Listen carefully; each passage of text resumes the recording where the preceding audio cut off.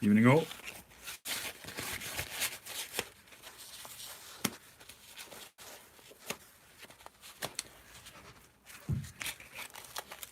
I must be honest, I wasn't expecting to come on tonight.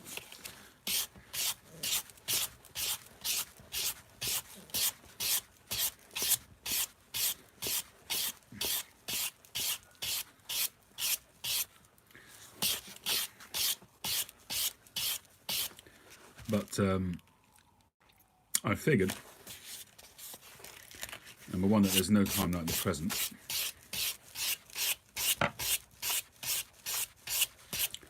And also, I've been having difficulty with my elbow, so I didn't want to use the lathe. So I figured I'll just tweak. Hi Dan. I figured I'll just tweak some of my existing pipes. Now this pipe here is basically a bent apple, but it was much broader. Let me just turn this off. It's a little bit too bright. Hi Josh. So this pipe here, if you recall, had a beautiful bird's eye on the bottom, and it still will once I've finished with it. But I left it a lot broader here and a lot broader on top, and it kind of looked a little bit awkward. So I'm shaping it to be a little bit more like a nice apple. So hi Rocking Steady, how you doing? It's good to be back, Josh. It really is.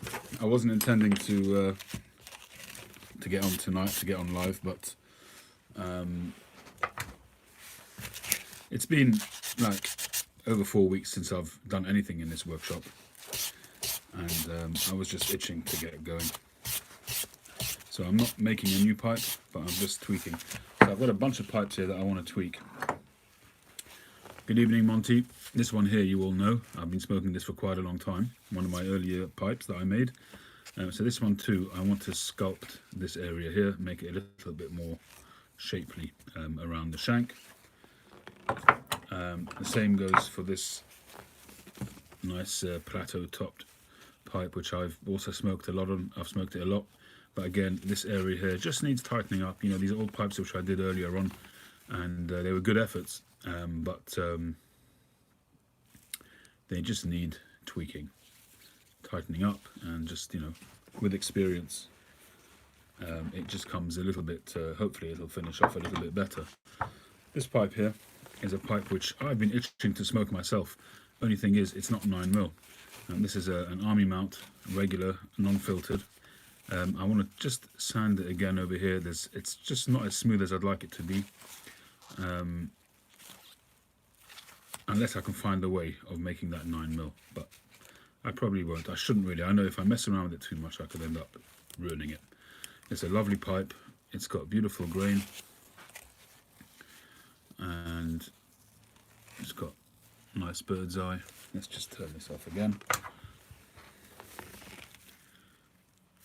It's a nice pipe. It's got nice grain, good shape all round. That'll be a good smoker to whoever gets it. I left a lot of briar on the base beneath the draft, so that will be a good quality smoker. This pipe here, again, a nice pipe. I might restain this. I think I'm going to keep this one myself. I really like the shape of it. It's got some nice grain on it. I just want to maximize that grain, so I might go for a more of a contrast staining on it. But I mean, unless somebody particularly likes it, they see it. To be honest, I was surprised that it didn't go when I made it, but it does need a little bit of tightening up again, like all the others. Pipes and Cigars, how you doing? And this one here, I'm not going to be doing all of these tonight. I'll be lucky if I get this one done. And this one here, I've stained this a few times, and it's a beautiful pot, beautiful grain. I just want to, again, I want to maximize that grain, and just go for a higher contrast. There's beautiful bird's eye on the base there, which is not really being maximized. So those are a few things that I'll be doing probably over the next few days. I don't know what I'm going to do about my elbow. We'll just have to see. I'm not risking going to hospital at the moment to get it looked at, so I'm just going to have to live with it for a while.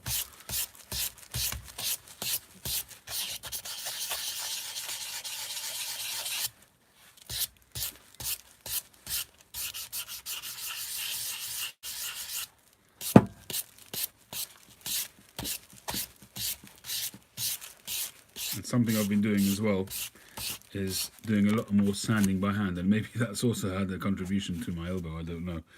But I find that if I leave a little bit more to be done by hand, I get a little bit more of a feel for the shape.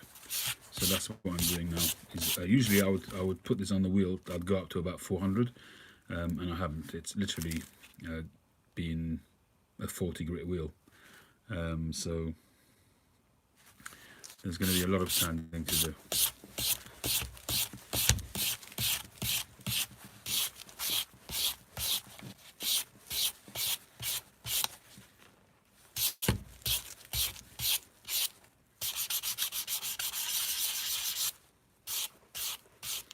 See the very sort of minute sort of changes that you can make with this single swipe of a sandpaper. You can't do that when you're on the wheel. The wheel just takes off too much and you can't really control it. You know, even when you're sweeping across the pipe, you can be softer at one spot. Even in the same sweep, you can go softer and then harder in the middle and then soften up again. So you do have a lot more control.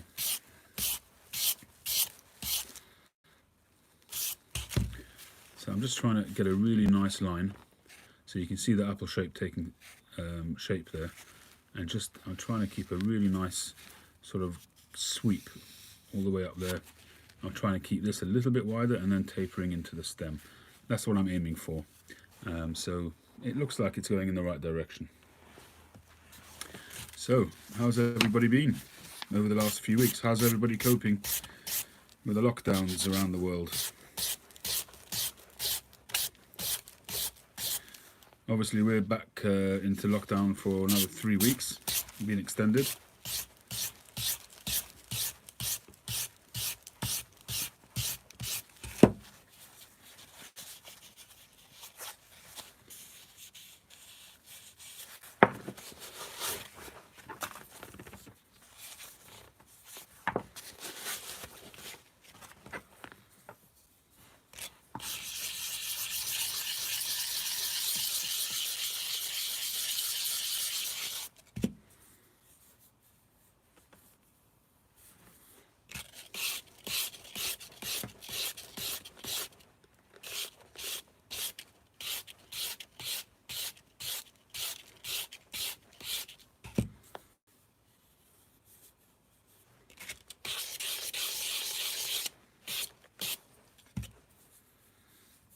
I think it's an existence that people are just, you know, getting used to some extent. You know, in the beginning people were panicking and there was a lot of panic buying. Hi Rambling, thanks for joining. But I think people have realised that there wasn't really any need. I mean, certainly here, I don't know what it's like in the States, but certainly here, in London anyway, I don't know what it's like around the rest of the country, but certainly in London, the shopping has become a little bit easier. Tesco's, for instance, seems to be fully stocked again, whereas shelves were completely empty 3-4 weeks ago.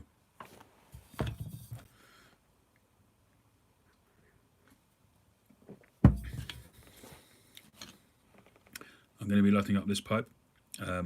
It's a nice big pipe. I've really been enjoying the larger pipes recently. And in it, I've got some... what have I got in here? I've got some of the Cornell & Diehl 20th anniversary vapor, and I've added to that some Smyrna No. 1 from McClelland to try and get a little bit of that oriental.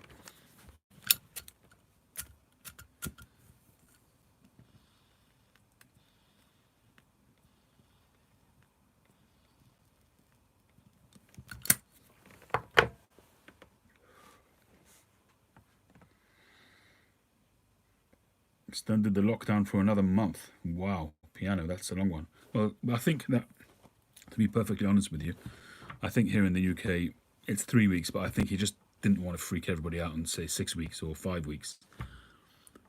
Hey Mike, how you doing? So I think it's very possible that after the 3 weeks, it'll be extended again for a few weeks, which I think is a reasonable tactic, I guess.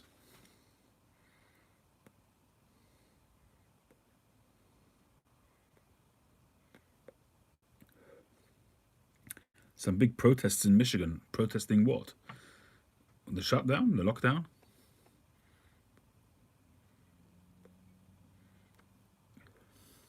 I mean, you certainly seem to have different levels of infection in different states, that's for sure.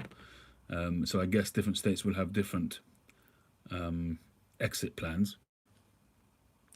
But protesting, that just seems a little bit incongruous. I mean, it's a real issue, obviously.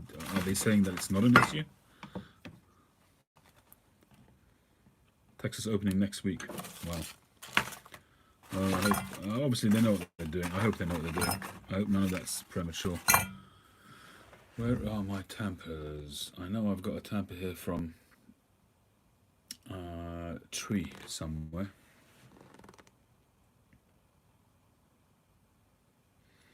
Yeah, it is stupid if people are going to be against quarantines. I mean, I've had my daughter and son-in-law here for, here it is. They've been in the house for coming up to 4 weeks now.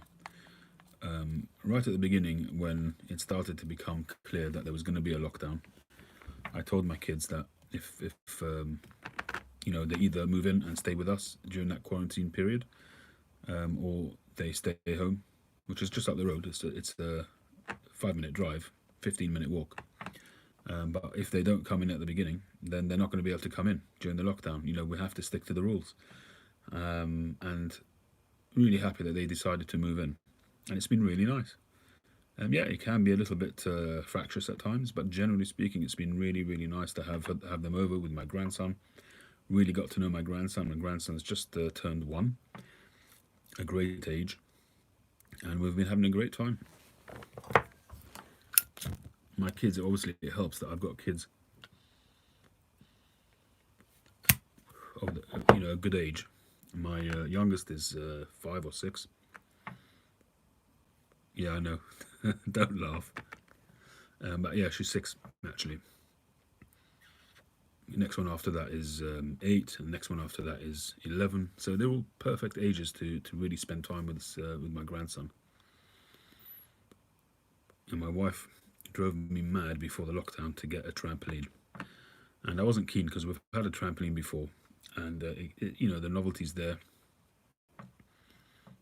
and the kids enjoy it. But after a while, it just sat there doing nothing. But I succumbed. I gave in, and we bought the trampoline, and it has been a godsend, I have to say. We've had amazing weather here in the UK. It really has been fantastic weather the last couple of weeks. So the kids have been literally living on that trampoline.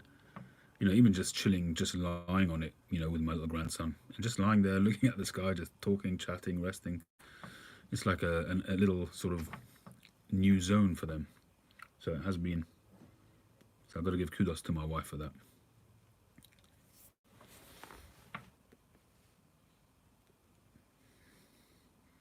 This is a Seiko diver's watch.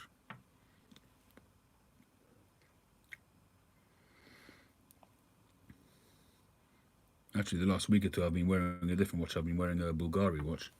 Been really enjoying it, but because I came out here, I didn't want to wear that. And this is my hefty daily driver, so to speak.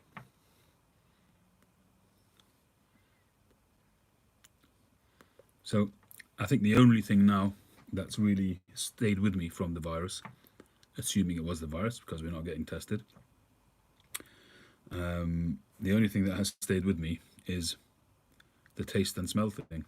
So I've got a percentage of it back, but you know, the tobacco, what I'm smoking all the time now, well, all the time, but when I smoke, what I'm smoking is I'm really smoking some fragrant tobacco in order to get some taste, because I would say that I've got about 30% of my taste and smell, maybe somewhere between 20 and 30%. So although I did the first impressions of sorts the other day, it was really just to get, you know, back into things. It's actually a nice tobacco, which is unusual for me as a ABW, as an aromatic. That was the Blend 131 from Solani, a very nice tobacco, a whiskey tobacco. Hey Indy Piper, thank you very much. Thanks for joining. Hey Samuel, let me do some hellos. I haven't seen everybody. So hi Indy, WV, Ruby Cube, Samuel, Luis, Steph and Skip. Monty 53 Piper. Thanks very much for joining. And Rich Stone. Rich Stone, sorry. Working mental health, and I think when this is all over, I'm going to have a few more clients with the isolation. Yeah, I'm afraid some people it'll be hitting them hard. It really will. Trump announced opening America on May the 1st. States will decide. It could be a summer of death over there. That does worry me. Hi, Meeks.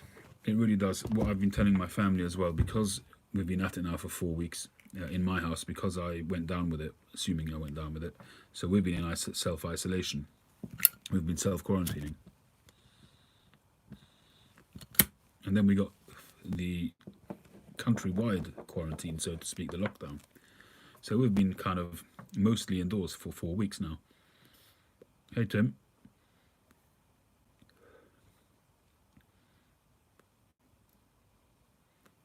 And my biggest worry, I keep telling my kids when they start to get a bit fed up and they want to go out and so on, I keep telling my kids, the thing to worry about is a resurgence, a re-emergence of the peak. So although here in London, hopefully, we're starting to flatten out, and hopefully soon, within the next couple of weeks, we'll start to reduce. But I'm really worried about a resurgence. I really am. And that's tough on people. I can understand when people are really fed up. It's natural. It's normal. But people have got to look at the alternative. The alternative is death for a lot of people, and really miserable illness.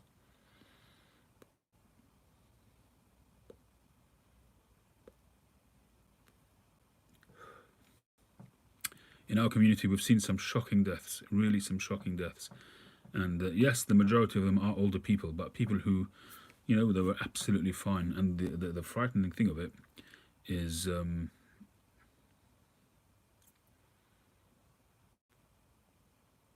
oh, cool. Hi, Rich. Thank you. All right, we'll have to get back in touch.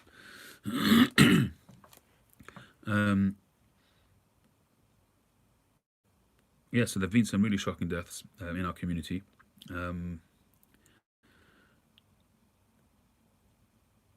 People are human, so they're fallible.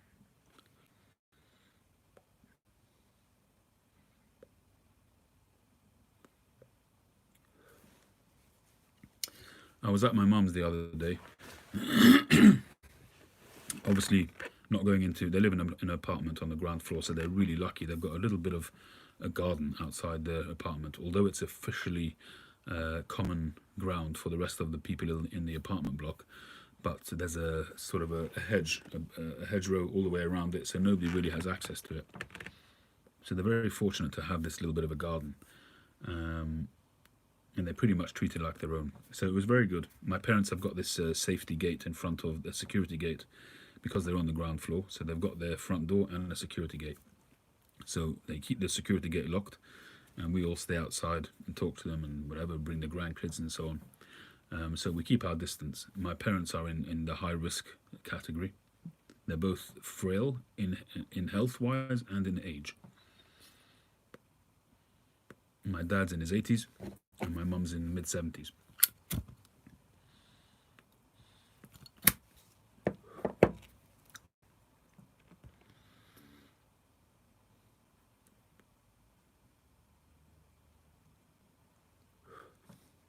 But even my mum, she thinks she's being brave.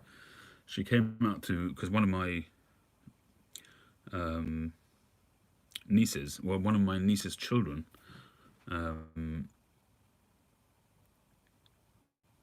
were a bit shy because they didn't recognize me because they live in a different country. They'd come over for Passover. And so they didn't want to come into the garden. So my mum went out to go and sort of persuade her to come in. And I said to my mum, what are you doing? I mean, she kept a distance, but even so, I said, what's the point of what you're doing? You're not being brave. You're not being clever. You're taking a risk. You're risking your life. And for a moment of 10 seconds of seeing your great-grandchild, which I totally understand, it's just not worth the risk. It's 10 seconds of saying hi to a great-grandchild against a risk to life. It's just not worth it. Hey, Vision. Yeah, I mean, people without a garden. Yeah, is it a Seco couch? Hey, Signalman.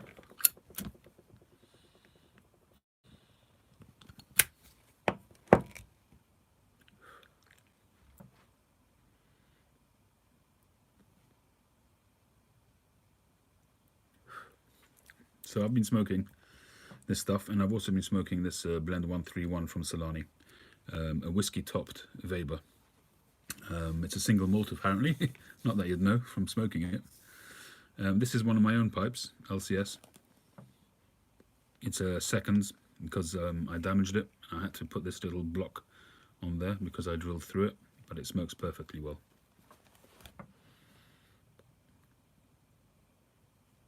Quartz Kinetic. How do you know, Grobnob? Have we talked about it before?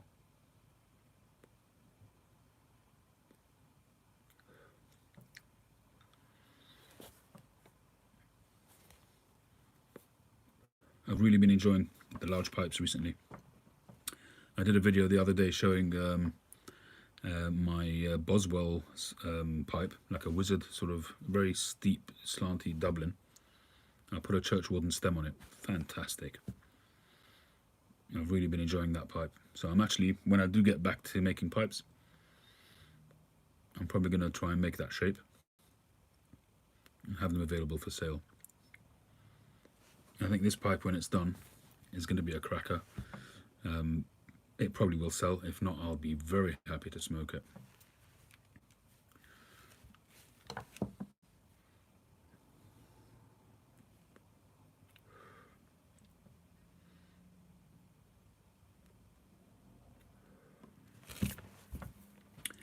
I wouldn't mind getting one of the new Secos, the one with the blue faces, the one with the lines across it. I don't know what they're called. I'm not mad into watches. I do like watches, and I have in the past really been into watches. I've had quite a few Tag Heuer watches, but I don't have one now. And they're probably one of my favorite brands, because things like Omegas and Rolexes and things like that, they're not really in my reach. Whereas second-hand Tag Heuers, they're kind of in my reach occasionally.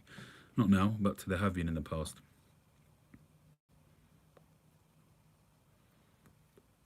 My pipes generally I put on sale here on YouTube. So when I've finished one, I usually do a quick video showing the pipe.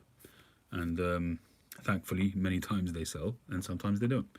At the moment, I've probably got about 6 or 7 pipes available. Some of which I'm tweaking in the next few days, over the next few days. Horatio, thank you very much. Thank you for joining. Over the years, I've had quite a few Secos. I've got about 3 or 4 at the moment. But I only buy, nowadays I'll only buy usually kinetic or automatic. I'm fed up with changing batteries. I've got a beautiful Tissot with a sapphire glass, one of the Quadrato. I don't know if any of you guys know that. It's like a square watch. It's a beautiful watch, but every time to send it away, to get it done professionally, I mean, I can get it done in a shop locally, but with a Tissot, you know, it's not one of the lower end ones, it's one of the higher end ones, and it's just not worth the risk. So I'd have to send it off to Tissot, knowing that a year or two down the line, I'm going to have to send it off again. And that kind of frustrates me. I do ship to the US, yeah. I ship really worldwide pretty much. But when I ship overseas, it's really at the buyer's risk. But I send them track and sign. So thankfully, thank God, I've never lost a pipe so far. And hopefully it'll stay that way. Tim, are you still there, by the way? Do you have some tracking for that package? Hasn't arrived as yet. I know things are a bit slow anyway at the moment, but it'd be good if you got some tracking. At least I can keep track of it.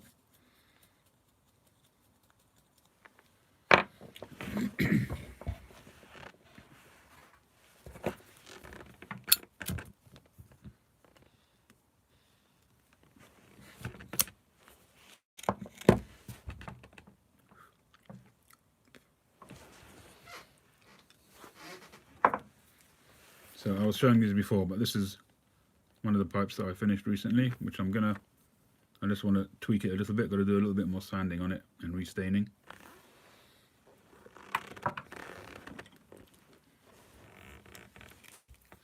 This is a really nice flat sort of pot with fantastic grain on it.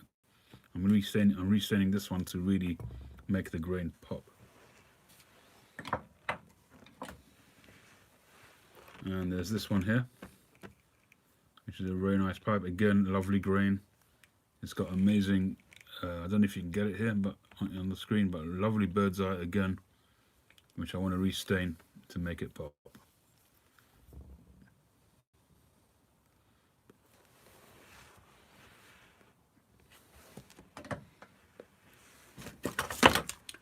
Well, I do try to stamp my pipes, but I'm having trouble with it because this is the stamp I had made, which is LCS pipes, but for some reason it's not doing a great job. But some of them are, some of them aren't. But I'm doing my best to... Sorry, that was my chair. I'm doing my best to have them stamped up.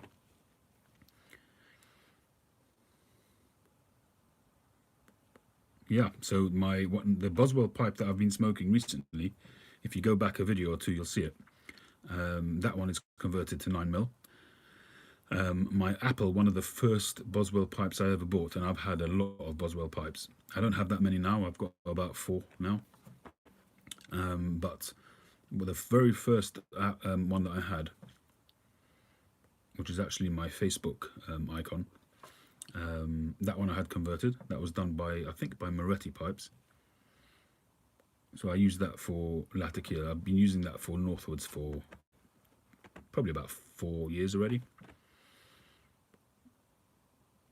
And then I've got a Bulldog, a rusticated Bulldog, which has also been converted to 9mm.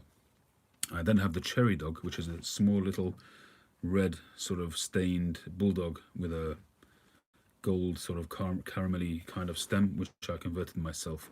I didn't do the best job in the world, but it smokes and it's fine.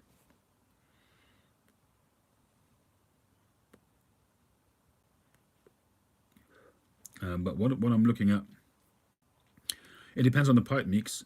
Some convert no problem and you wouldn't know the difference. And some pipes, so for instance, I've got a pipe. I've got this beautiful Apple. This is a Millville, an original Millville. It's a Millville Unique. It's got beautiful grain, very nice sort of a chestnutty kind of color, and a little bit of a rusticated, it's like a faux plateau top. I bought this, it came in actually from America, an estate pipe, and I'm desperate to smoke it. I'm just not confident. You see, when it comes to re-drilling a pipe, you have to kind of do it by hand. Hey Glenn, how you doing? And I don't have the machinery to be able to hold this steady. And yes, I can put it in a vise and all that kind of thing, but when I mean holding it steady, I mean like as if it was on a lathe where the drilling is precise. I can stick it in a vise, you know, I've got plenty of vices here. I can stick it in and then hand drill it, but I can't be sure that I'll get it exactly. I have done a few pipes that way and they've worked out absolutely fine, but because this is a Millville, which is, you know, they don't exist anymore, and it's a classic English brand, which is like a historic brand, and I value that. I just don't want to risk it. So either one day I'll send it off to somebody like Ian Walker at Northern Briars, or maybe one day I'll have more machinery to be able to do it. But for now, it's just sitting in my drawer. But it really depends. Some pipes easy to convert, some pipes not. And what I'm doing now is when I go online and I'm looking at pipes, a pipe brand that I'm kind of not desperate to get, but I'd love to get a Castello. Castello's never made and will not. They say at the moment that I've actually called them up in Italy and they've told me that they won't make 9mm pipes. Once I came across one which Mike at Briar Blues had, but it was beyond my budget. Obviously a pipe which somebody had converted to 9mm. And so what I'm looking at nowadays is looking at pipes like this, where it's got a freehand kind of, or even if not freehand, but a push mount, so it's not flush. So it's not a flush mount like that. So it's going to be possibly like that, you know, maybe a bit wider, or like this kind of idea. So then I can, even if it's not 9mm, it's very simple to make it into 9mm, because of all I've got to do is drill that to 9mm and that's it, it's converted. The difficulty always is where you've got a pipe with a flush fitted stem, to be able to do that, to make sure that when you drill the 9mm tenon, you get it exactly at the right spot so that it fits flush. Sometimes, especially with a shape which is not completely circular, like Castello pipes, their shanks are all over the place. And when you've got a pipe like that, it's, I would say, very hard to make sure that you get it exactly right. So what you have to do is you do it to the best of your abilities, and then you have to sand it again to make sure that this is all nice and smooth. No, I've been in touch with Boswell's. They're not interested in doing 9mm. They're for the American market. The American market is not interested.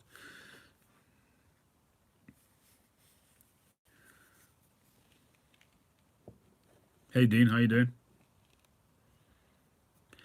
A tooling machine on my wish list is most definitely a machining lathe, a metal lathe, without a doubt. It's just beyond my reach at the moment financially.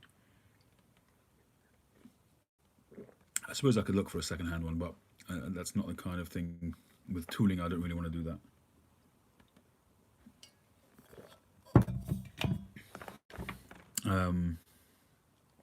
Sand blaster, obviously I'd like to get, but I'm not ready for that either.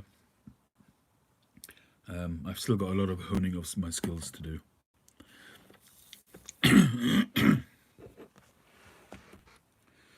Well, I wasn't actually intending on getting on tonight, but we're coming very close to the time when I would usually get on at midnight, so maybe it'll end up being a normal session.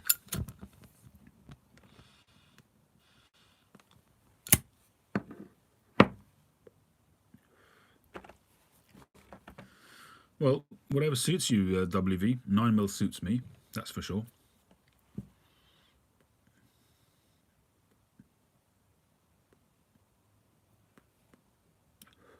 Well, Dean, if I could ask you to drop me an email, so I have your email address so I could get in touch with you. I'm always, interested in learning from people who have the skill and have the experience.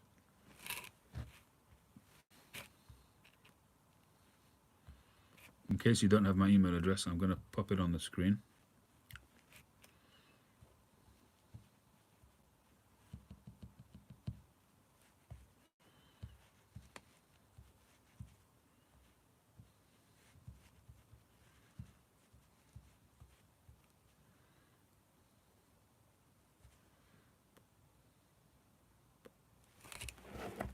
Let me write that down. Where should I write it down? I haven't got any paper here. Could I trouble you to... I can look back at this later on. Hopefully the messages will all stay on. If not, if you could take a note of mine and drop me a very quick email. Just say the words hi. Then I know, just say who you are. And then we can get in touch and chat. Who converts to 9mm in the US? Well, I would certainly try... Thank you, Dean. Appreciate that. You could certainly try Briarville Rick. I don't know if he does it. He's a very well-known pipe repairman. You could also try Cane Rod Piper. There you go, Briarworks. I just don't know. There's a lot of these guys who are very skilled repair people. Whether they convert to 9mm or not, I don't know.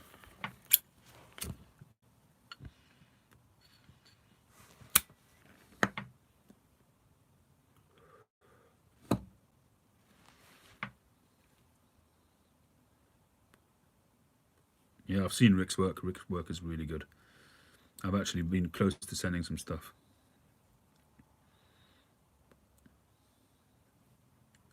Okay, well that's good, Tim. They probably don't do deliveries sort of every single day, so if they've got it, that means I should get it. Hopefully I'll get it on Monday.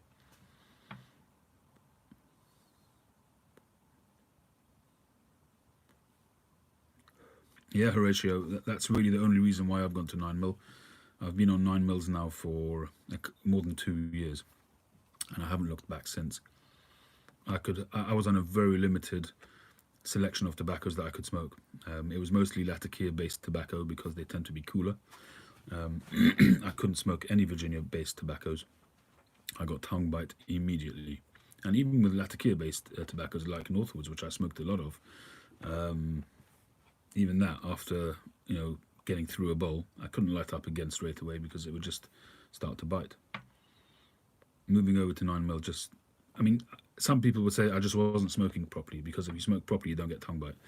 But the truth of the matter is, I did try quite a lot to slow down, to sip, to dry out my tobacco, and lots of different things. But the bottom line is it wasn't working. And some people, the chemical makeup of their mouths are different, and maybe they could find ways to smoke. But if you're more susceptible to it, for me, it just wasn't worth going through the headache, and it just completely turned it all around for me going to 9mm. No, they don't exist. The only Castellos that exist are ones which people have converted.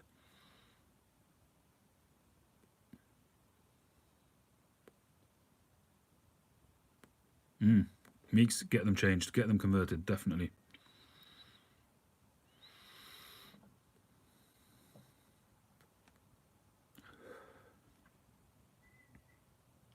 Specialist Firearms Command. Well, I've mentioned this before on the channel. I actually was in the firing range, fired off a few shots in Paddington Police Station. I've got a cousin who for a while was an arms dealer here in the UK, which is quite a rarity. And he had free access. He had a lot of mates in the police force. He was actually a special constabulary. So he had a lot of mates in the police force, and he was obviously, because he was an arms dealer, he obviously had deals going on with the police, his mates in the police force. And anyway, he took me there one day. How he got me, nowadays it just wouldn't happen, but in those days I guess it was more lax. And he took me up. I think it's on the top floor. There's a shooting range up there. Gave me this huge revolver, a wicked kickback on it, a recoil. But I actually did pretty well, because I used to plink with although it's two different worlds, but at least holding the gun and sighting it and sort of lining it up to the target. I'd had a lot of practice with an air pistol, with a decent air pistol.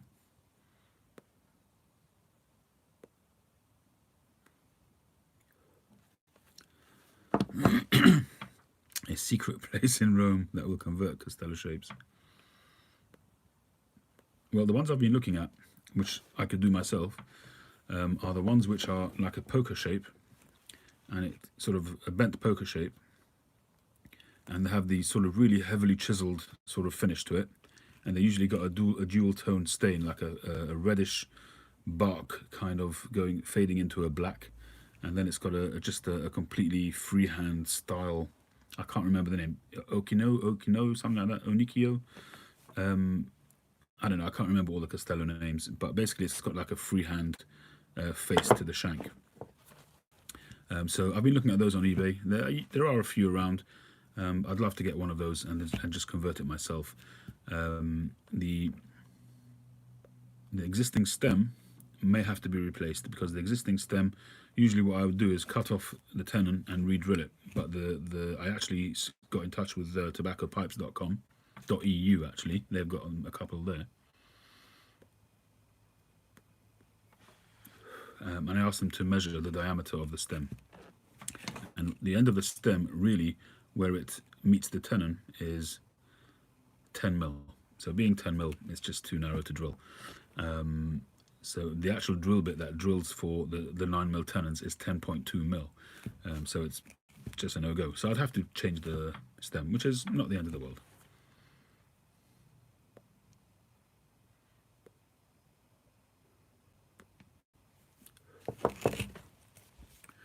Let me see if I can find the one that I'm talking about.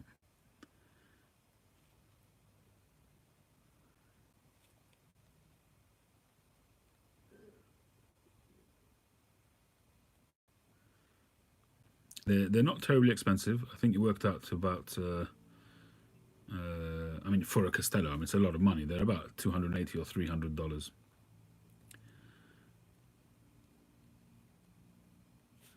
Actually, I've got an email from them. Let's see.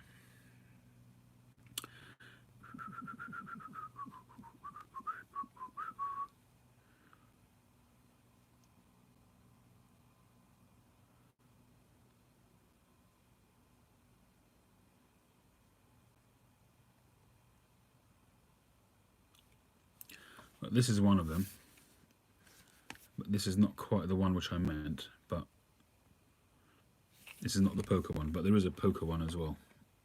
So that's one of them. So they were showing me the measurements there. So that, the end of the stem right there is 10 mil, which is not wide enough. But it's a kind of idea. So a broader shank face, which means that I can just drill a larger hole to accept the 9 mil tenon. And I could do that with any pipe really. And when I look on eBay nowadays, if I could look at any make, I can go for one of the old Preb and Home pipes, you know, the freehands, and just re-drill it. But I just desperately want to get a Castello. I just don't have one. I've never had one, and just to be able to say that I've got a Castello. It might seem funny, you know, that somebody who's making pipes should really want to still buy pipes, but I've still got the bug.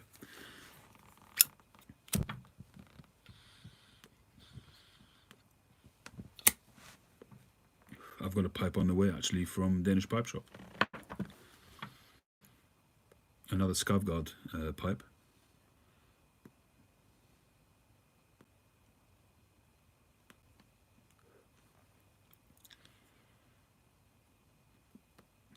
I do like buying from the Danish Pipe Shop. It's a bit of a problem. I mean, pipes you can buy, they'll send it, but if you want to get tobacco, it's much more problematic nowadays because they don't ship overseas. So you have to have somebody in Denmark who's going to be willing to accept the tobacco, and then they can ship it off to you.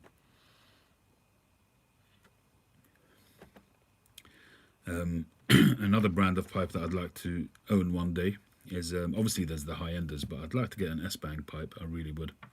I know Mike's got one on there, and I've been tempted to talk to him about a deal. He's got a 9 mil S-Bang, and there are a few on eBay. There are some gorgeous ones, but they're crazy money.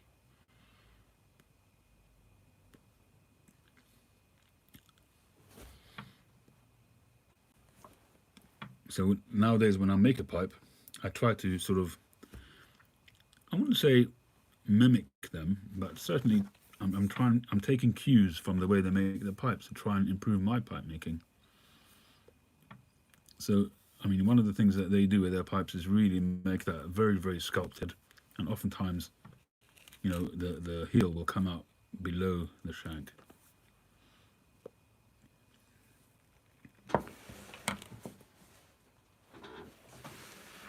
You need to drill. Hi, Phil. You need to drill 18 mil, Mike. Roughly. Hey, Wildcat, how you doing?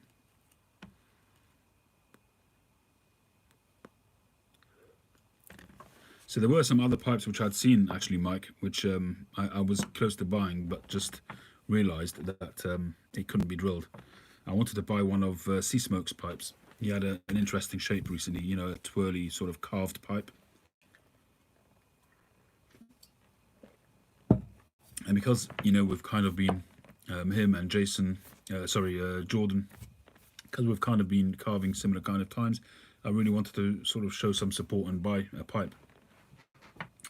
But his pipes aren't 9 mil, so I thought that one looked like it was one of those type of freehand shanks, so I could just drill it. But look, when I looked at it, actually the way it was made, it meant that I wouldn't be able to drill deep enough. Philistine, how you doing, Phil?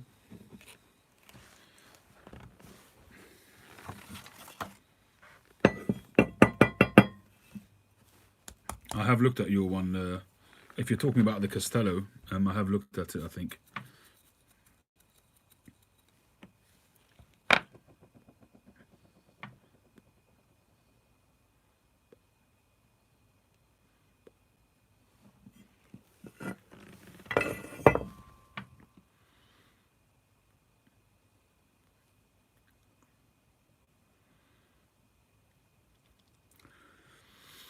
Talking about Northern Briars, I've ordered a new pipe from him as well. I decided to treat myself to a new Northern Briars.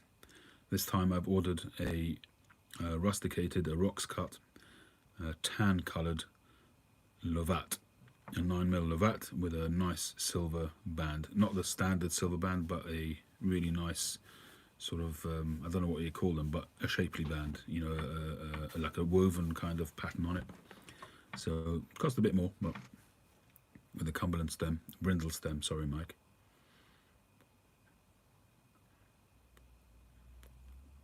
Ruby Cube, what do you mean by bringing resin into my pipes?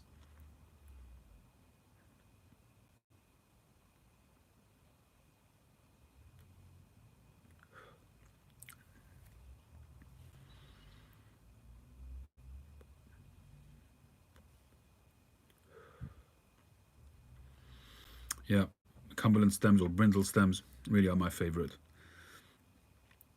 Here in the UK they tend to be known as Cumberland stems, but Mike is very fastidious about it, and officially they're brindle stems.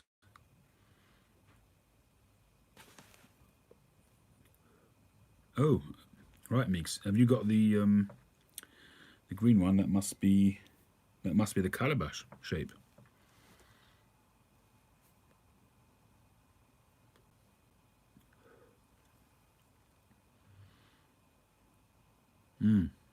That's a nice pipe, that one.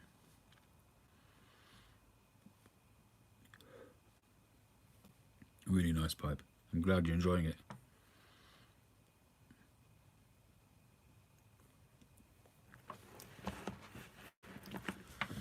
Been reading on a lot of the older magazines that I've got. I've run out of stuff to read, so I'm basically going back to some of the early pipe collector magazines, and some of the books I've been rereading, Rick Newcomb's books.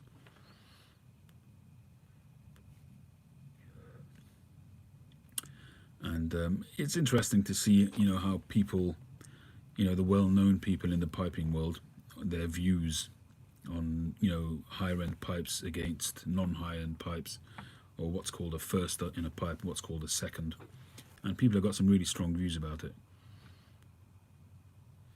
And what I've learned is, when I smoke a lot of my so-called seconds or shop pipes, you know, pipes that I've had some issues with, which I didn't want to sell. And some of them are my best smokers, really. I absolutely adore this pipe. I had two issues with this pipe. One is the direction of the drill. If you look at it,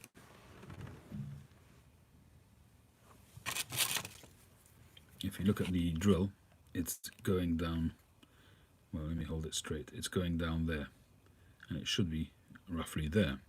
That's number one. And number two, because I drilled down there, I went very, very thin. And although when I drilled it, I didn't pierce the underside, I could see that it was very, very thin. So I actually tapped it through myself, just because I didn't want to smoke it and then find a burn hole through it. So I fashioned this little bit of briar and glued it and sanded it, and sort of sanded it on the inside as well. And it smokes beautifully.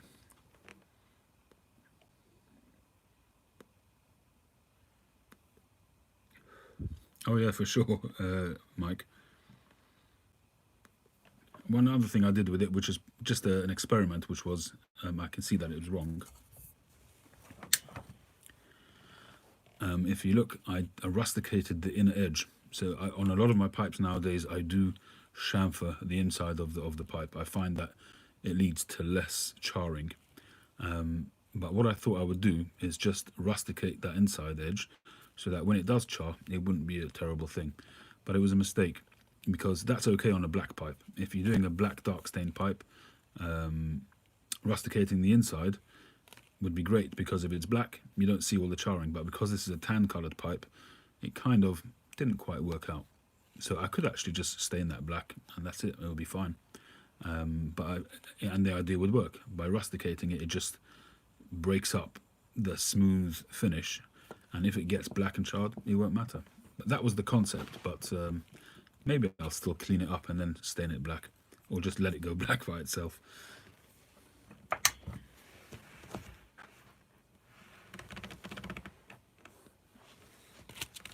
Anyway, talking so much, I'm not getting any work done.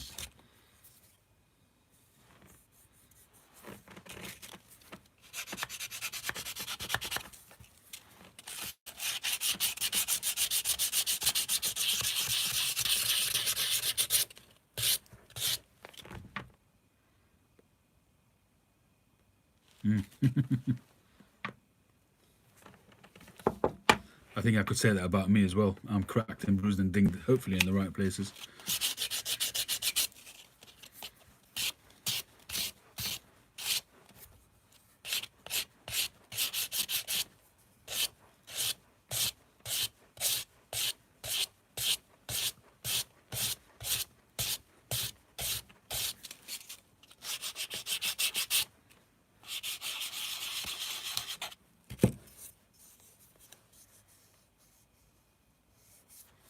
Yes, Mike, this one was intentionally the Danish style.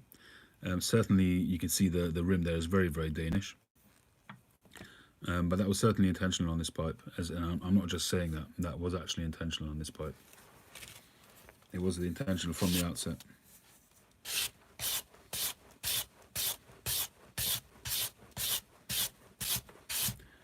So this is, I mean, this pipe you've seen before. This one was one of the most recent pipes that I made, and it was a broader shank there, if you remember, and I've just sculpted it to make it more more classic, and I think it will look better. It just looked awkward before. I don't know if you remember the pipe, but yeah, I see what you're saying. This sort of, it's kind of also a little bit like one of the shapes from Stanwell, but I guess that the Stanwell ones have all been inspired by the greats, by the Great Danes, as they're called. Most of their shapes, I want to say most of the shapes, some of their shapes, you know, are inspired by Lars, by Nana, and by Sixten, and by the guys from S-Bang, and who else? Knudsen, you know, all these guys. They've all inspired loads of Stanwell shapes. It's kind of sort of semi-flattens and then, you know.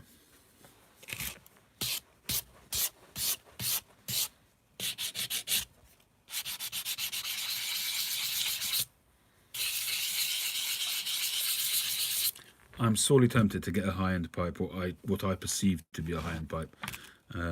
But each time I make one, I say to myself, well, each time I make a pipe, which I try to make as high-end as possible, I say to myself that, okay, I'm going to keep this one. But then somebody says they want to buy it, and I sell it. But so sometimes I wish that nobody's going to ask for it, and I end up smoking it myself. But in this day and age, I guess you got to sell if you can.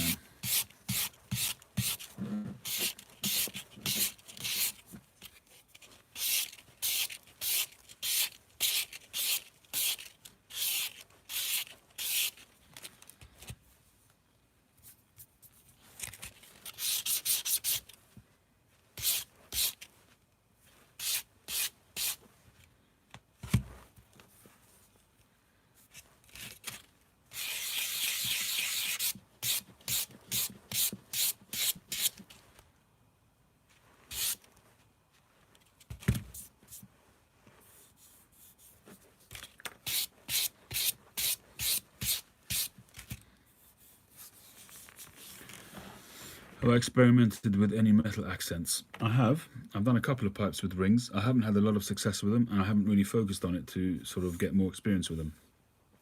Well, one of the things I would like to really get to grips with is using little rings, you know, the black plastic spacers, and maybe get a bit of a boxwood ring or another ring, or even an acrylic ring. I just find it very fiddly, and I think that if I'd have a metal lathe, that probably would be a lot easier.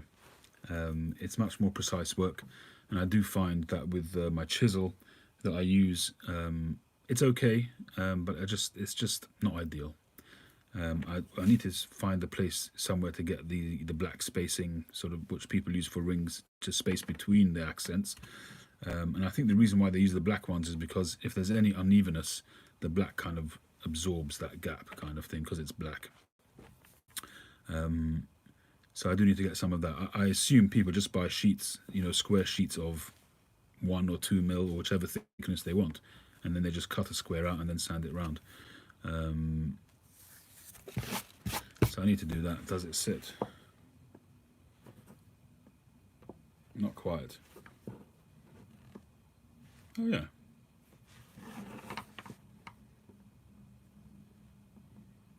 Kind of. I mean, it's not designed to be a sitter, but I could flatten it and make it one. But I mean, it's kind of relying on the bit as well for that balance.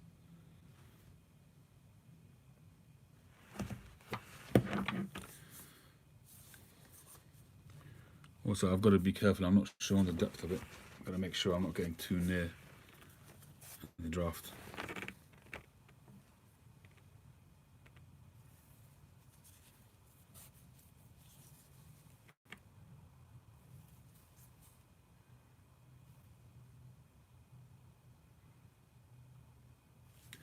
It is very close, so I don't really want to take any more off the bottom.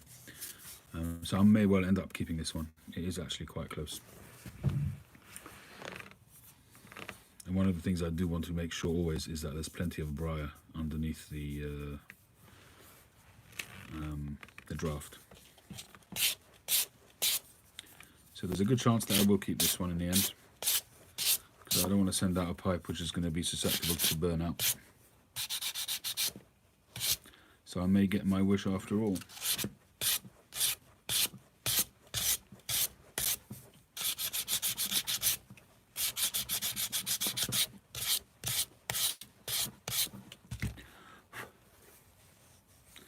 Hey Mike, how you doing? Yeah, first time in about 4 weeks that I'm back in the shop. And I'm very happy to be here.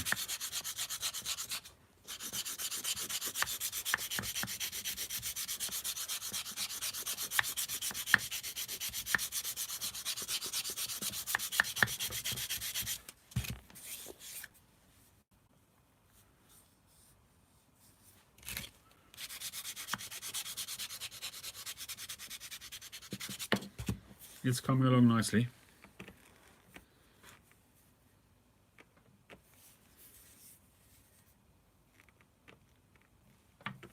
I think this side may look better than that side. I think that's just a bit more classically shaped on this side as an apple.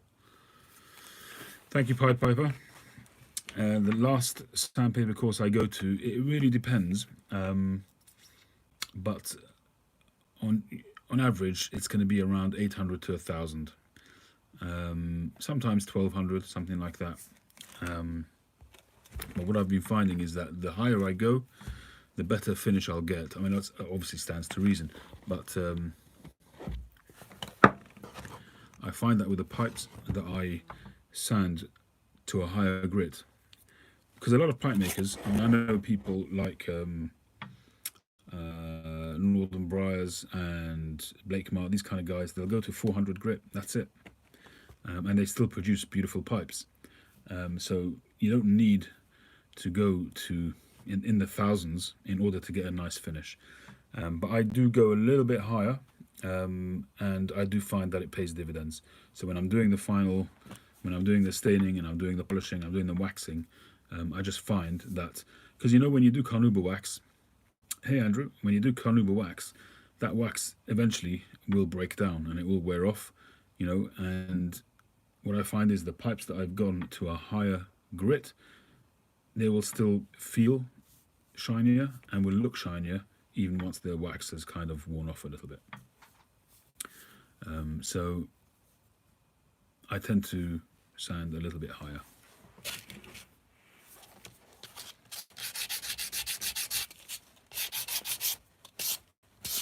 So what I've often done is on the wheel, I'll go up to about 400 grit. I've got sandpaper wheels, discs that will go up to 400. And I still do that when I'm doing the basic shaping, but I'm doing more sanding by hand. I said this a bit earlier on in the video. I'm doing more sanding by hand because I think that I've just got a much more control over the shape, the final shape, and the sort of transitions and the smoothness of it.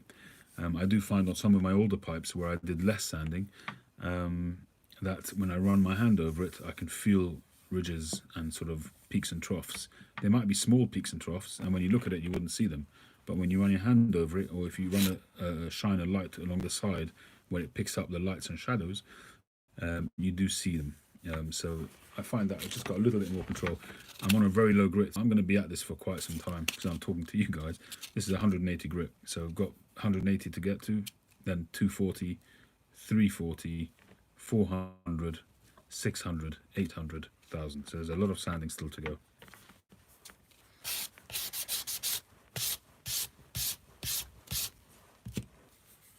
So I've got to get, even just with this 180, I've got to feel that there's, you know, smoothness and there's not, you know, peaks and troughs all over the place, which I never used to do when I used to go up to 400 grit on the wheel. And obviously you get more, with time you get more experience and you can get rid of those on the wheel as well. And I have to say that, you know, the more recent pipes that I have gone up to 400 with, they were fine, but you can still feel these minuscule peaks and troughs, that's for sure.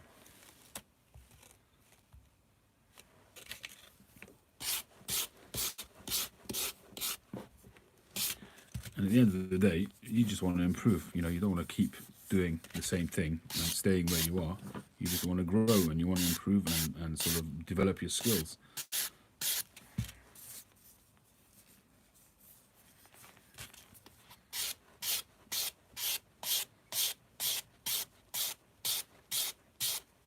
Hey, Robert.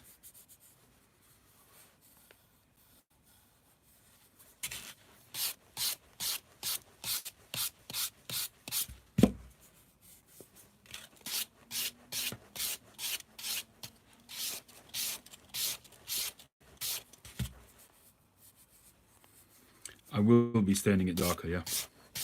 I'll be giving it a high contrast stain. When I first showed this pipe, I got a few comments on Facebook from guys that, you know, good carvers themselves. And one of them said that, you know, the grain on this pipe is so good that it deserves a higher contrast. I actually intentionally went for almost a light brown red kind of contrast, because one of my philosophies is that a pipe that is well smoked is going to darken over time. The colors and the hues are going to get richer as time goes on. And what I find is, and I often think it's a bit of a shame, is that when you have, say, a pipe which is, you know, when it's new, it looks really nice and rich and you've got a contrast there. This one's not such a high contrast, but you can see the contrast, and you can see the grain very nicely. As this gets smoked, you know, maybe a year or two down the line, if it's smoked regularly, you're not going to see that contrast so much, because the lighter areas of the briar will darken and will start to blend in with the darker areas, with the darker grain. So what I wanted to do was to leave it quite light, so that would be, over time, still noticeable as a good grainy pipe. But we'll see. I mean, it may well be that because one of the ways that I do it is I vary the amount of time I allow the stain to dry. So when I'm doing the undercoat, you know, to get that dark part of the staining done, sometimes I'll leave it for 3 or 4 hours, and sometimes I'll leave it for 24 hours overnight. Obviously, leaving it for 24 hours gives you that deepest penetration of the stain into those dark areas of the grain. So even when you sand it, you're going to get still plenty of that stain. So doing that will allow me to have a good contrast between the dark and the bright. And I can then not stain it at all. I can then just polish it. I'll get that dark grain, which I've let soak in overnight, and then I'll get a really bright and darkness a finish. But on most of my pipes, I'll really put a very, very light stain over the whole thing, just to marry the whole thing together. And so what you end up with is something like that. But I'm not sure. We'll see how this one turns out. So this one here is a good example. This is a pipe. I'm not sure that I actually did anything with this. I think I left this one virgin, but as I smoke it, you can see it's getting darker, and you can actually start to see the grain popping through. And I think that's without any staining, if I'm not mistaken.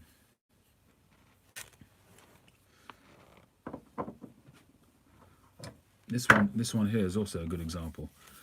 This one, look how rich that's become. I mean, this I've smoked this quite a lot, and it's really darkened, and it's kind of almost one color.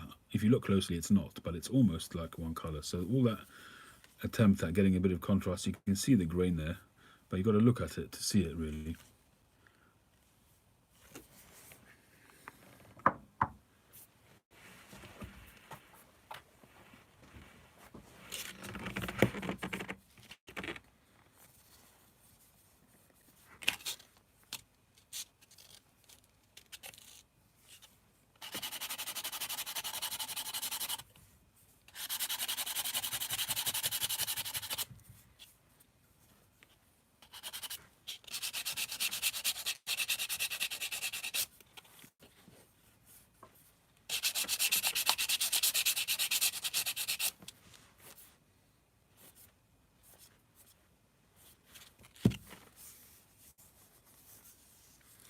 Right, I think I'm just about ready to go up a grit, almost ready.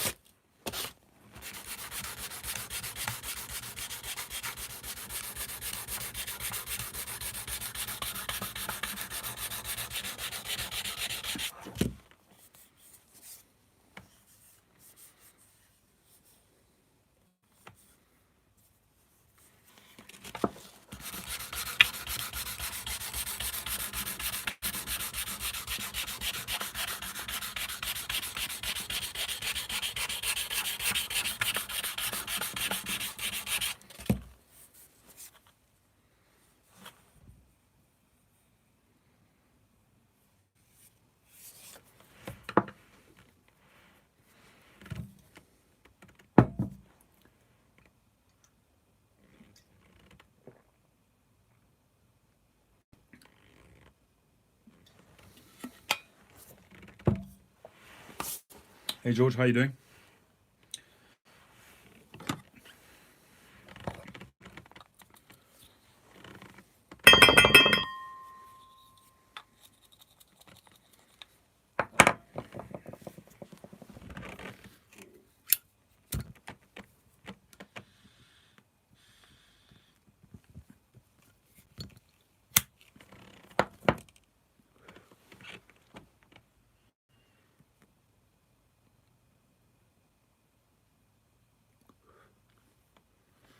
So I'm smoking tonight a mix of Cornell and Deal 20th anniversary vapor and some McClelland's Smyrna #1.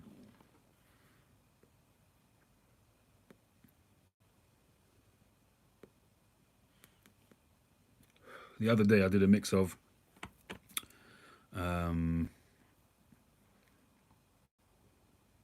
the Red Carolina from Cornell and Deal, the small batch, together with some Deception Pass from Seattle Pipe Club and a drop of the Smyrna.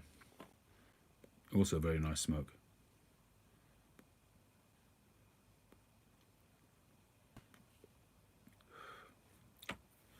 I've actually reshaped it, Robert. If you remember, this was a lot wider. It came out over there and there. And the base there was just sort of all the way across. It wasn't sculpted in any way. and I just felt the shape wasn't right. And I've been looking at that pipe. I'm thinking, you know what, I'll just smoke it because I don't think anybody's going to buy it. And I thought, because I'm kind of slowly getting back into things in the workshop, and I figured rather than making a pipe from fresh, I would just tweak some of my pipes. So I brought a handful of pipes out to tweak. It actually takes quite a long time, getting that shape right. Working on a pipe. Hi, Doug. Thank you.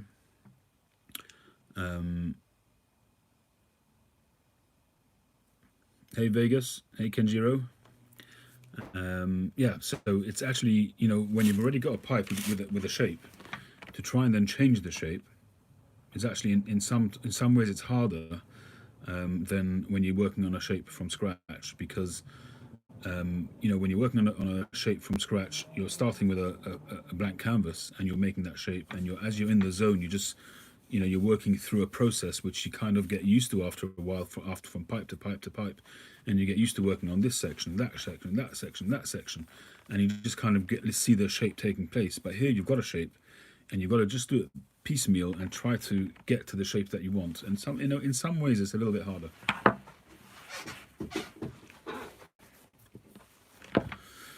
I haven't recoated anything. I'm still in the middle of sanding. The bowl is uncoated, the interior of the bowl, and there's just a bit of the original stain still on there, which I don't want to mess around with because of that sort of Danish kind of thing, which I did on the lathe.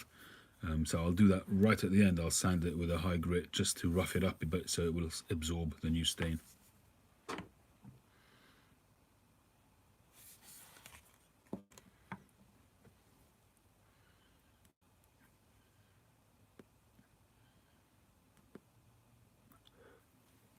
It's always nice when you put a pipe down and you forget about it for a couple of minutes, come back to it and it's still alight. It's a sign of a good pipe, of a pipe with good mechanics, and that's a pipe which has had some fixing to it as well.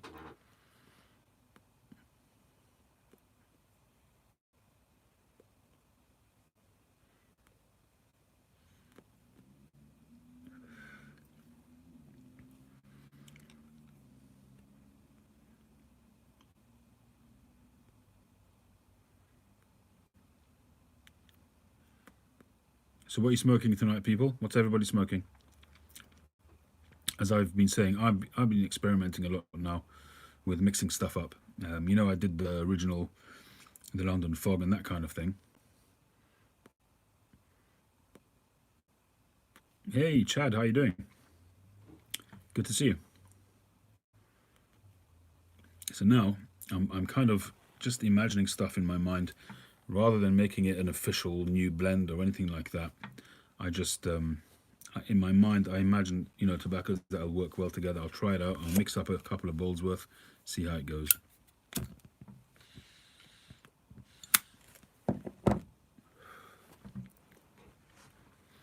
Astley's 109, Orlik, oh yes. Squadron Leader, Condor, Bear Blend.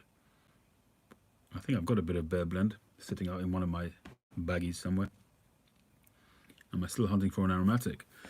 Well, I've been smoking Solani Blend 131 for the last few days,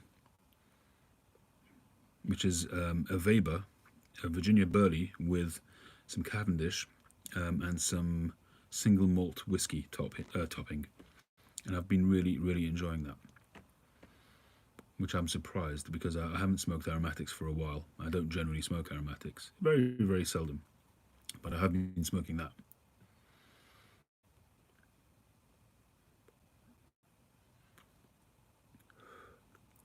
That's 633. Oh, it's 660 you're smoking, right? I do have that as well somewhere. McBaron Cube. That's a little aromatic, isn't it? It's just a fruity Weber as well, isn't it?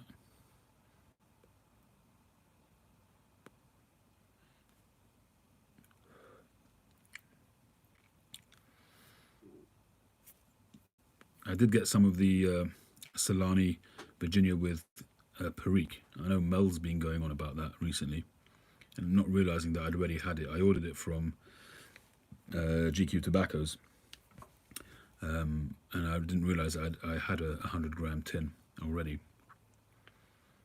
But no harm.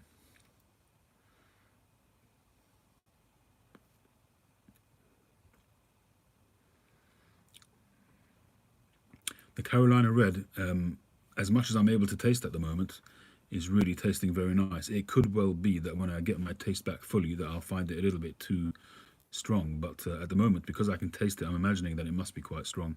But I have been smoking that C&D Carolina Red.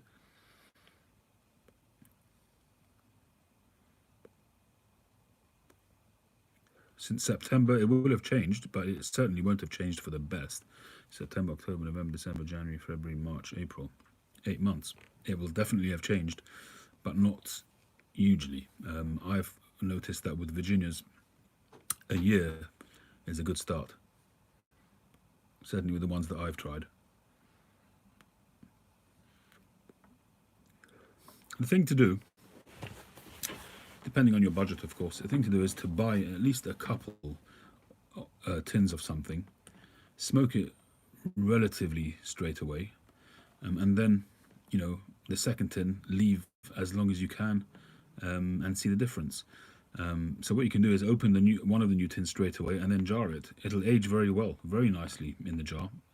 And if you're buying any tobacco for the medium term, say that you're going to smoke and you're not cellaring it to accrue value, and you're not going to intend on selling it later down the line, if it's to smoke within the, say, 2 to 3 years, I would encourage you to jar it and not to leave it sealed, because I think that by exposing it to air from time to time, you will speed up the aging process, and the sugars will sweeten and deepen, I think, in the jar. In the tin, in the sealed tin, it will age, but it's a slower process. It's a sweeter process. You're going to get, over the long term, if you're going to age it, say 5 years, then leave it in the tin. If you're going to smoke it within a year or two, jar it up straight away. That's my view anyway.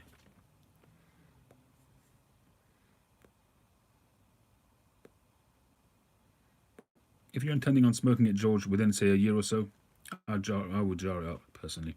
But that's just me. You don't have to do that. Don't rely on me.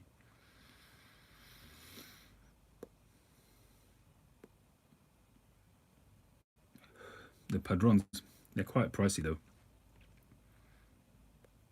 I haven't smoked many cigars at all. In the last 4 weeks, I think I've smoked one cigar. I haven't smoked that many pipes either, to be honest, but I'm kind of getting back into the pipes now.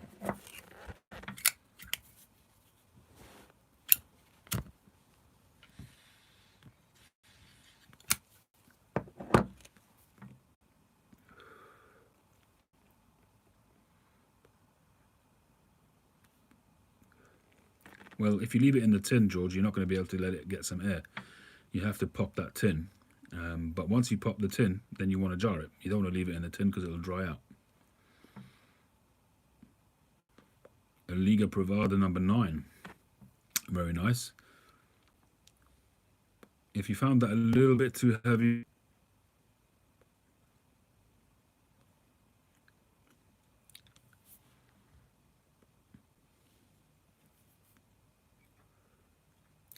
I haven't tried that Meeks. Private Stock Vapor. Is that what it's called? Is that its name? Private Stock Vapor.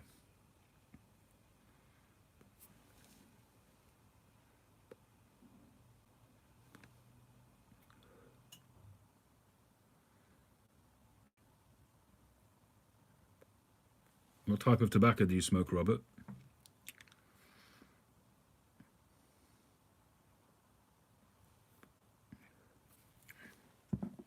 Oh, I agree with you there, George. Definitely flakes for me as well.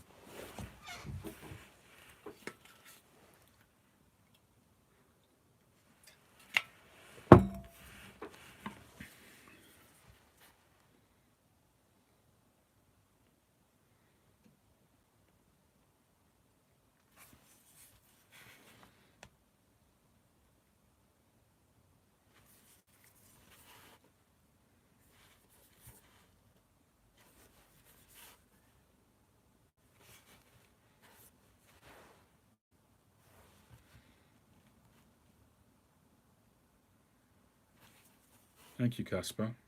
It's getting there.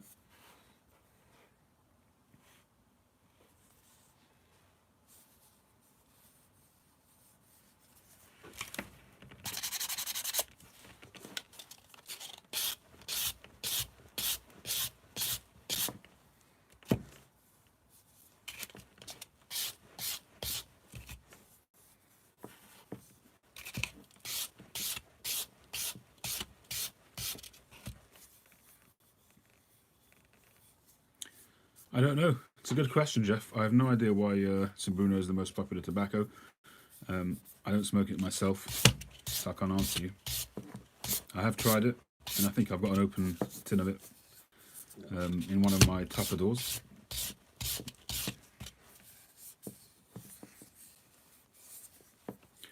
This grit at the moment is a really low grit. It's 180. I think I'm pretty much done with the 180. What I'm noticing though is that all the work needs to be done with a low grit, with a 180. After that, you just want to be smoothing out and just getting rid of. You just want to be getting rid of the 180 finish. You know, the 180 finish is a rough finish. It's scratches all over the place and everything. So you just want to progressively go up in grit to get a smooth finish. But really, you've got to have the pipe as you want it at something like a 180 grit before you start going up. You did ask before, Samuel. Sorry, I didn't get to that. You're probably better off asking somebody like Mike, Briar Blues. But certainly the Stanwell, the earlier Stanwell pipes, you know, made in Denmark are supposed to be better than the current ones which are made in Italy. That much I do know.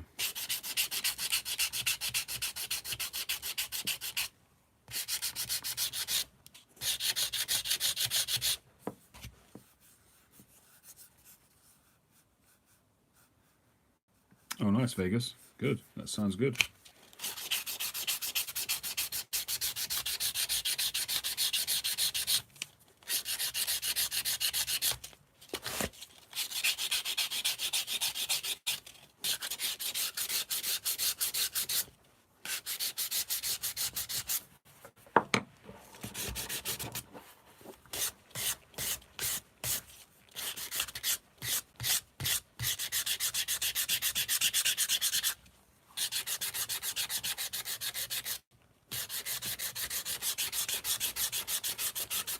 I think any income in this day and age is a boon.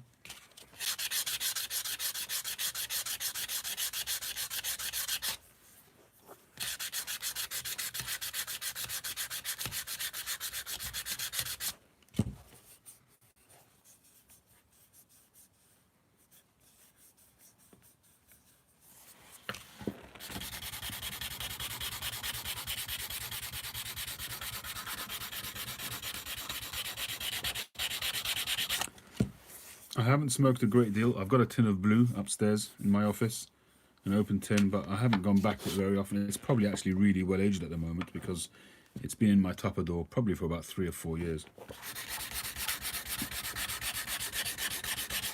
But I do have so many tobaccos, it's just, you know, there's a limit to how many you can get into. And I'm really into Orlik Golden Sliced at the moment. I've been enjoying that new Carolina Red. I've been enjoying that Cornell and Diehl 20th anniversary, even though I've only just had a couple of bowls of it. And I'm enjoying that Blend 131, an aromatic.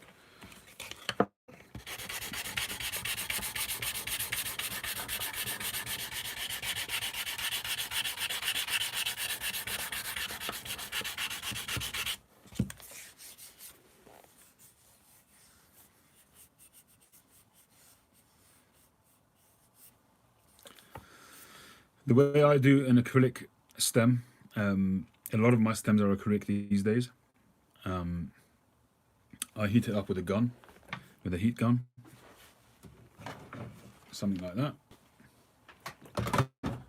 The trick is to do it slowly, be patient, don't hold the gun too close to the stem. I then put on a pair of gloves like that. Well, just one, my right hand. Then I put on a heavy duty glove like that because it gets very hot. And rather than just bend it, I massage it. you wait for that point where it's between really soft and still too rigid. You learn to find, it takes time, but you will learn to find that melting point where it's just right for you to mold it rather than bend it. And I just massage it and gently get the shape that I want. And rather than sort of people holding it like that and dunking it in the water, I wait for it to cool as I'm massaging it.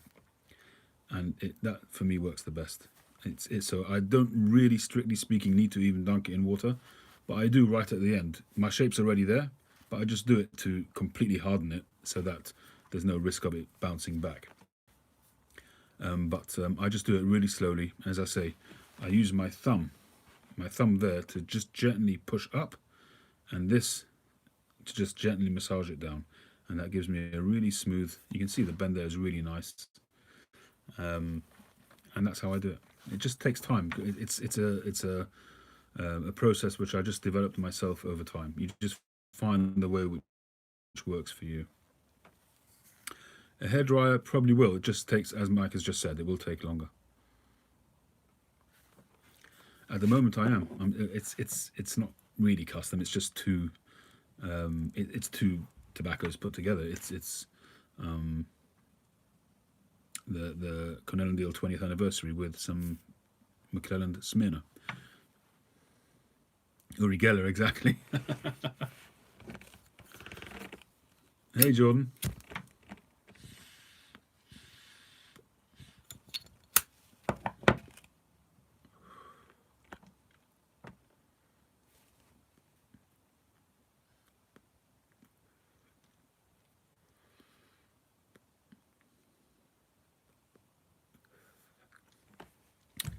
Yeah, Jordan, as Jordan says, you can do it with hot water. I think that takes a bit more time as well. Any heat source will work.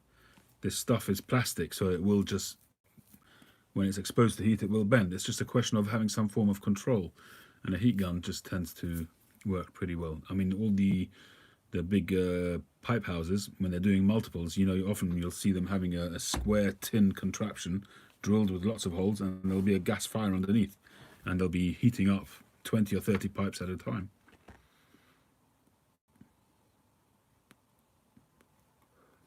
Yellow card, Vegas. Hey, Steve.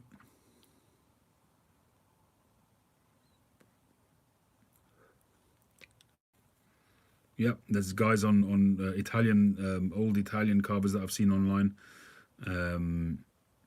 using a candle, little oil candle. I think Ian Walker uses a candle. He has like an oil flame. I think he uses that.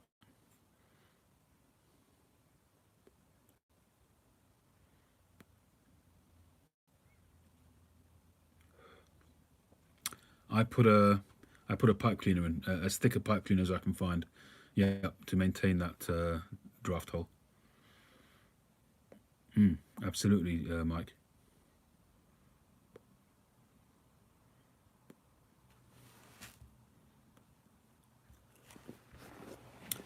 If I could find something even thicker than a pipe cleaner, then I would, because a pipe cleaner will compress as well, because the actual core of a pipe cleaner is just a little thin piece of wire, and the fluff around it will compress if the stem compresses for some reason. So you do have to just go easy. Like I said, you just have to massage it rather than bend it. You know, if you just grab it while it's soft and bend it, it's not going to look nice.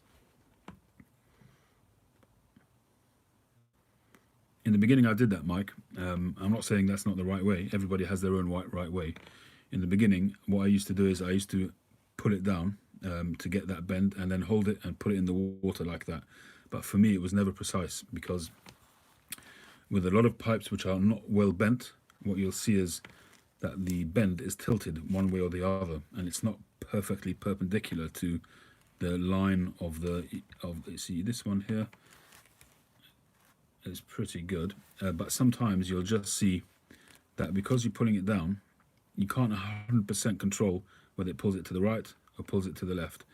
And when I massage it, I'm looking at it the whole time. And if you do it at that point where it's just a little bit soft, you can massage that and get it exactly how you want it, and it won't spring back. And for me, it works anyway.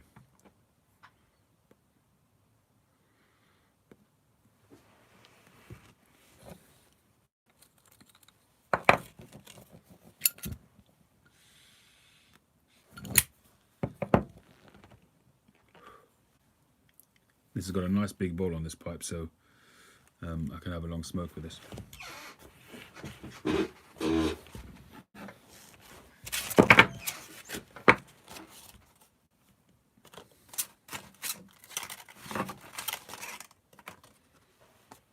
Keep that there, that's 400.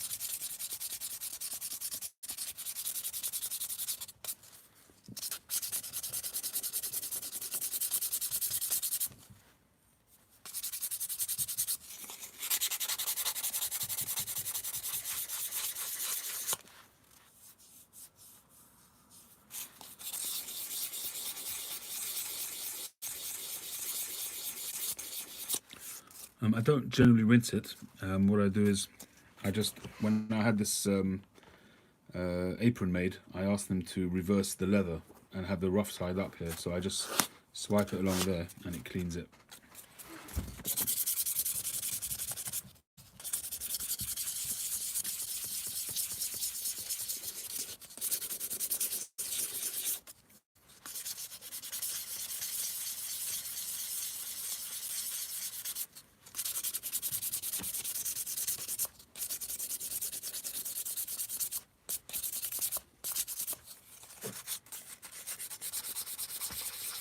I use my sandpaper pretty well. It's expensive. If you're buying decent sandpaper, it's expensive. You know, a pack of 10, I pay about £8. That's a lot of money. That's about $10, $11 for a pack of 10 sheets. But it's good quality. I can use it wet or dry. So I'll use it wet on the stems, usually.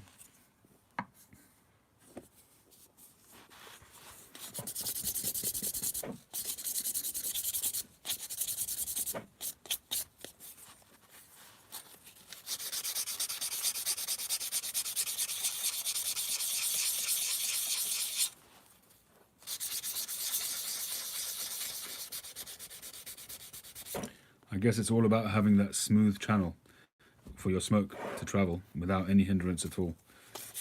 And that is what they say is the difference between a high-end pipe and a not so high-end pipe, a non-artisan pipe, let's say.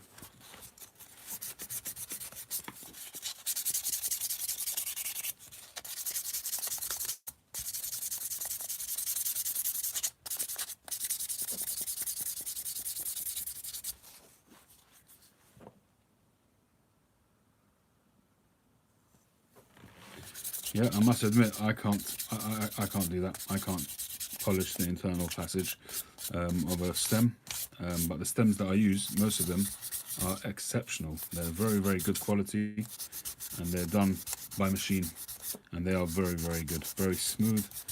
So I'm very happy with what I do. I certainly couldn't do that myself at this stage. I can fan out. I can do that. I have the tool, one of these little files. Which works very, very well. But I would like to find is a really, really small file that will go in the slot so I can sand that and smooth that out. And I haven't yet been able to find it. I've got Swiss files, I've got a couple of different sets of them, but they're not quite thin enough.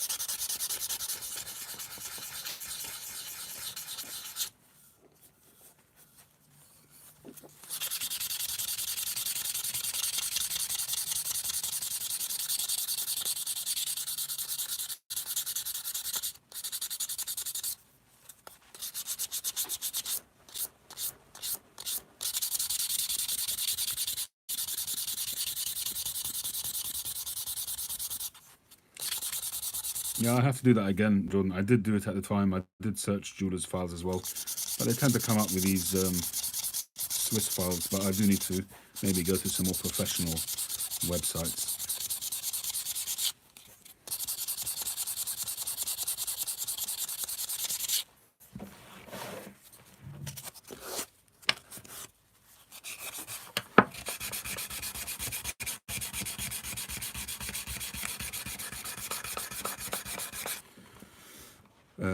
I don't know, Mike.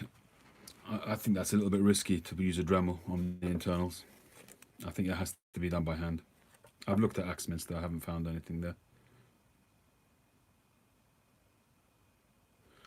Oh, that's very nice of you, Jordan. Very nice indeed. I will gratefully accept.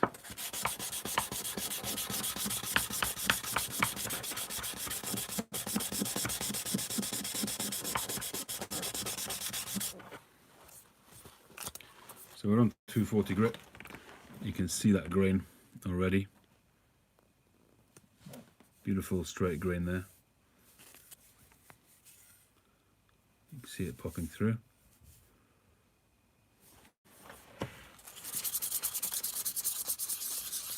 I was thinking about the Fordham drills, but I can't afford to be getting loads of different machines. I've got the Dremel, it does what I need for the things that I use it for. I'm not at that stage that I'm going to invest in every latest bit of equipment. Just can't afford it. Can't justify it. If it comes a point where I get to do this more closer to full time, it's a different matter.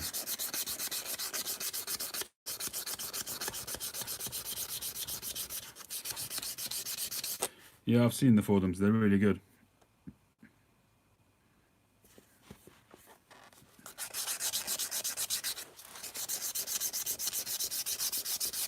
They're not that expensive actually, but if I was going to invest in something, you know, I'd rather save up and get a machining, a metal lathe, so that I can do more detailed work. I mean, I suppose I could get one of these mini things. You know, I've seen John Keller, for instance, uses it. And Scott Hudson, if you guys know him. I don't know if you know him, Mike. Have you heard of Scott Hudson? I've got a beautiful pipe set which I ordered from him, a custom made, but it's not 9mm, so I don't smoke it. But he's got quite a few videos out. And he uses a very small sort of metal lathe for his stem work and that kind of thing. And maybe it'll be worth investing in one of those because those aren't so expensive. Carving the pipes, I am pretty happy doing it on my wood lathe. I think it would be more precise using a metal lathe, and maybe easier on my arms and things like that, you know, because you're just turning a wheel. But it's a lot of expense. It is a lot of expense.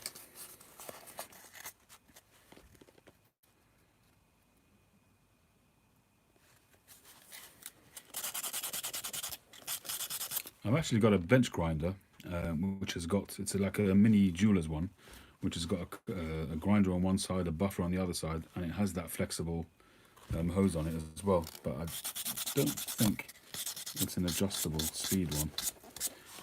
The Dremel that I've got is a pretty good one, pretty flexible. It's kind of hanging up on, I can't get it close to you, but it's got a variable speed as well, except it's controlled by a button, it's not with a pedal.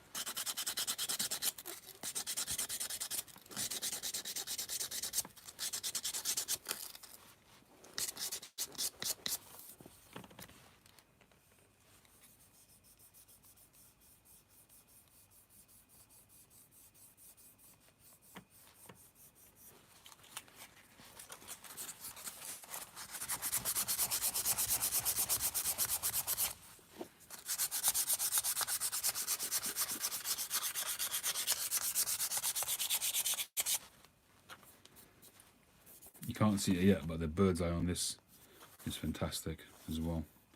It's good. It's got the makings of a fantastic pipe, I must say. It looked pretty good beforehand, just the shaping wasn't great. So hopefully, by the time it's finished, it will look good.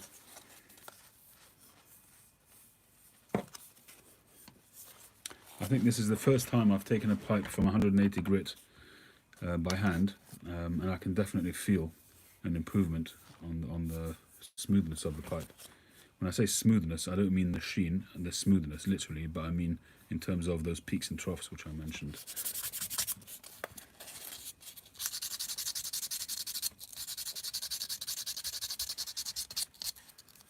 Pipes and bees.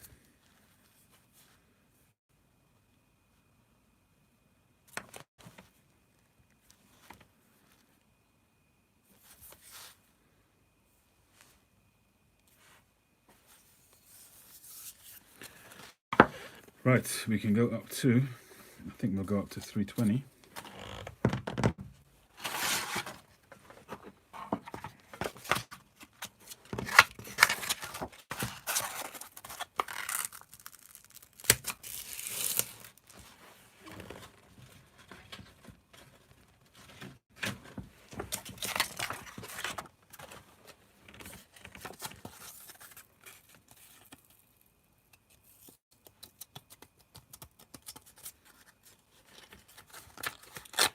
Yeah, hopefully Sea Smokes, it'll be a nice apple, but a bent apple by the time it's finished,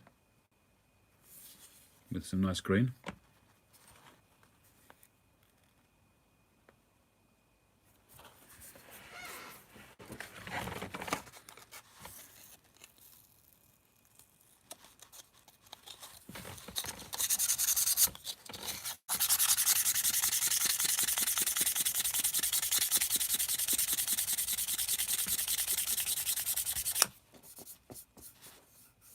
You get sandpaper where you can go 240, then go up to 320. Sometimes, if you've got a different brand, the 320 can sometimes be coarser than the 240, and that's what I'm getting here. I thought I had a 320 in the same brand as the other stuff. It doesn't look like I do.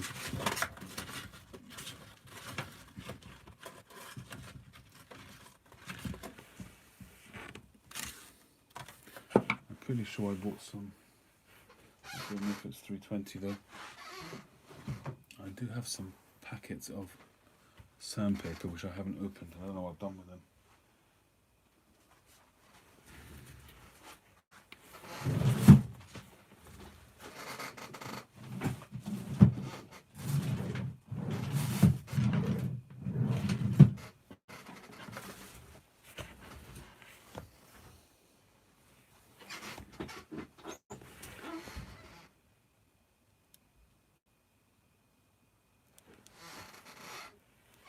Don't know.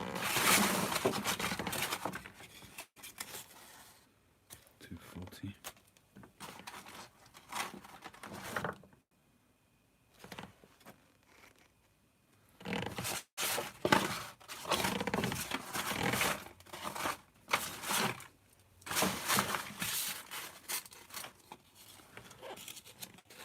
So I do have a sandpaper sorter on the side on my wall, but I like to use stuff which I'm in the middle of using, so I can just sort of save. And I don't seem to have any of that same brand.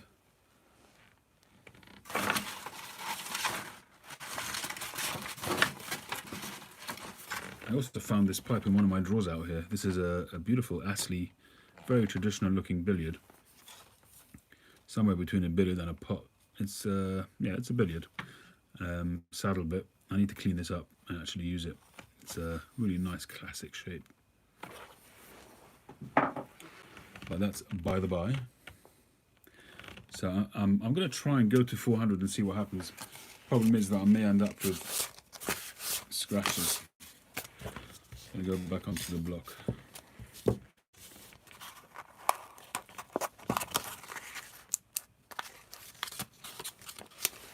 Ooh, it's 1 already.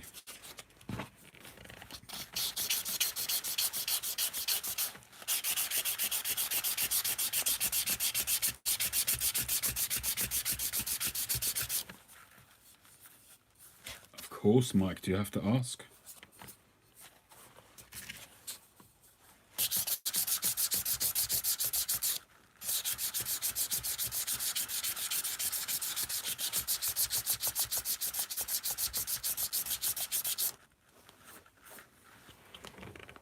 Check out the grain coming through, boy.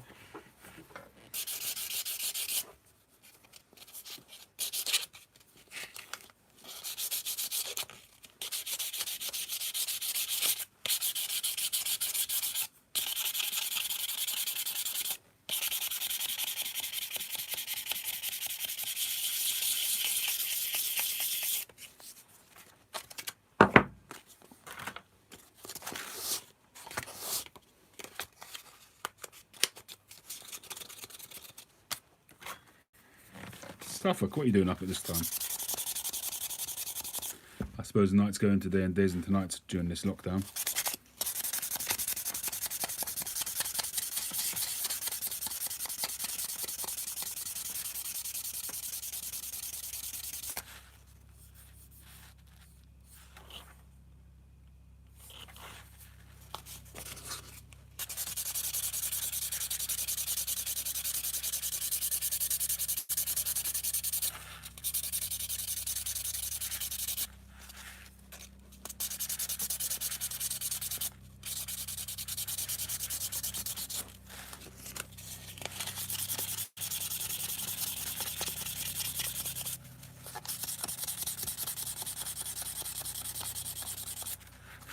Doug, they really are great pipes. I'm sort of really, I rue the fact that I was never able to go to the Astley shop. I would have loved to have gone there. But they are very well made pipes for the most part. The stems aren't always great, but the bowls are fantastic. I've had quite a number of the Astley pipes. I've sold a few of them. And I've had some which are, clearly made by Ashton's by Bill Taylor. I'm convinced of it. And some of them which I've sold on. I've still got a beautiful Dublin upstairs which I want to get converted one day. I've had it up for sale a few times. It hasn't sold, and I'm kind of happy. It's got a lovely sandblast, a deep sandblast on it, and I'm convinced it's an Ashton pipe, just by the type of grain and the way it's put together.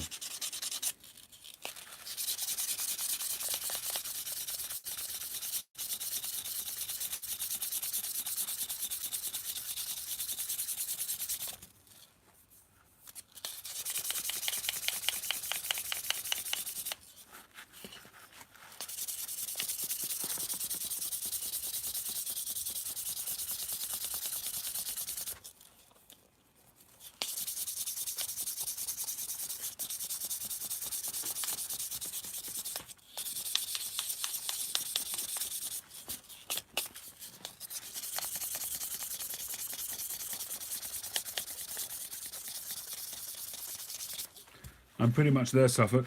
Yep, thank God. Just taste and smell still need to get back, but otherwise pretty good. Still, I find walking a bit of a strain sometimes, but I've done, 20, 30-minute walks, okay, no problem.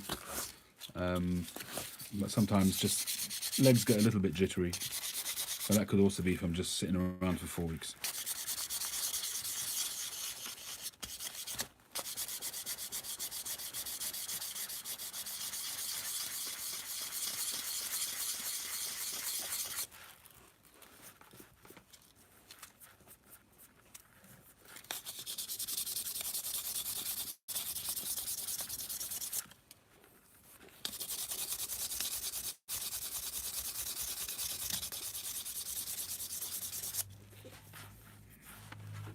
What I'll do is as well, that when I get to around 400 grit, which is what I'm doing now, once I finish the 400, I'll then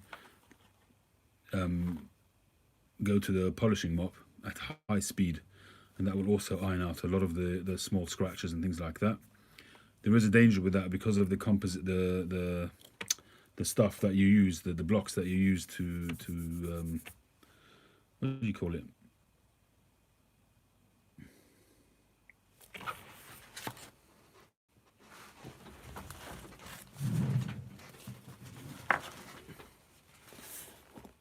What do you call this?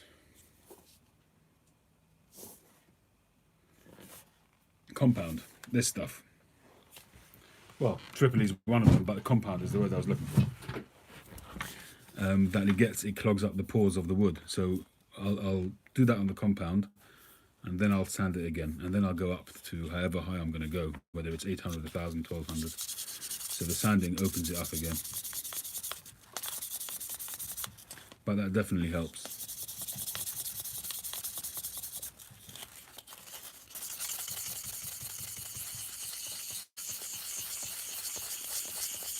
Hey, Jeff.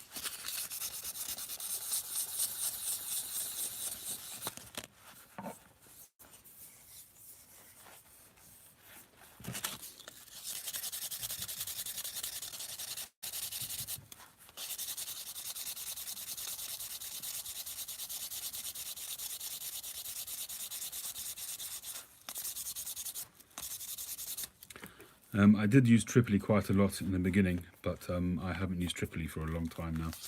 I use varying grades of different. I've experimented with a lot of different compounds, and I just use what I feel works best. No hard and fast rule. I do find Tripoli, because it's so dark, that it does have an effect on the colour of the pipe if you're not careful, because that colour gets into the grain. So I've stopped using Tripoli for that purpose. You can use it obviously on your stems and all that kind of thing. But on the briar, I only use lighter coloured compounds.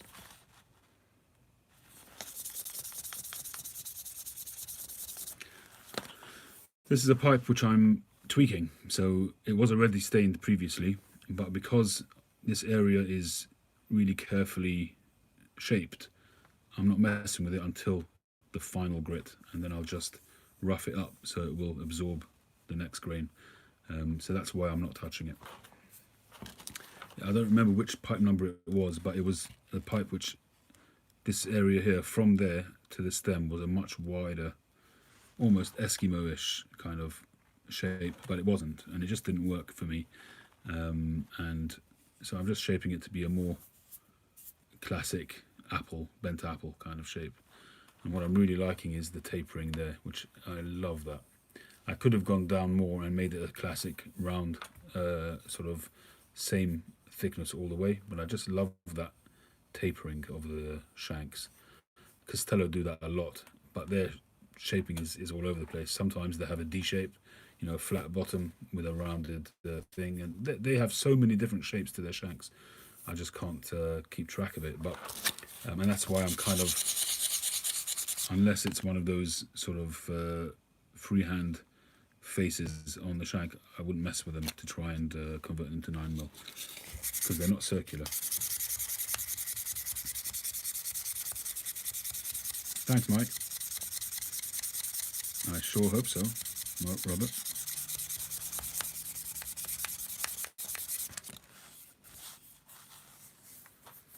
Alright, so I'm going to give this a quick blast on the lathe. So if you'd bear with me for a couple of minutes, I'd appreciate it.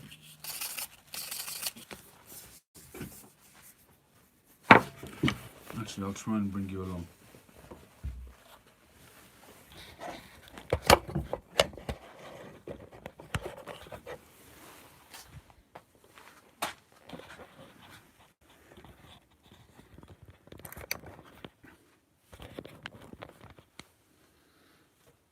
So I've rigged up a new grip, which I've screwed. It's like a car mount, but I've screwed it to one of my cupboards here.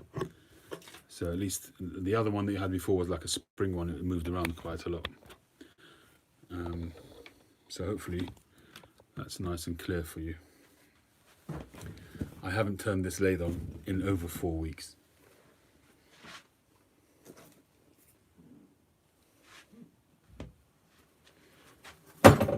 I'm just going to make sure I get the right, got to feel my way around here, get the right mop.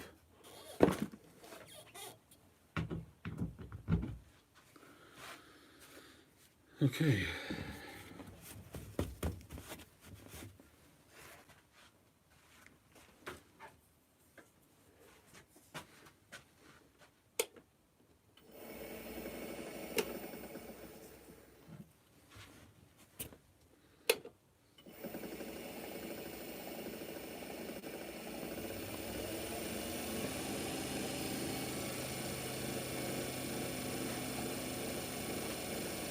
I'm going to wear the mask because, as I say, I haven't done it for 4 weeks, so I'm scared I might drop the block and it might go flying. So, safety first.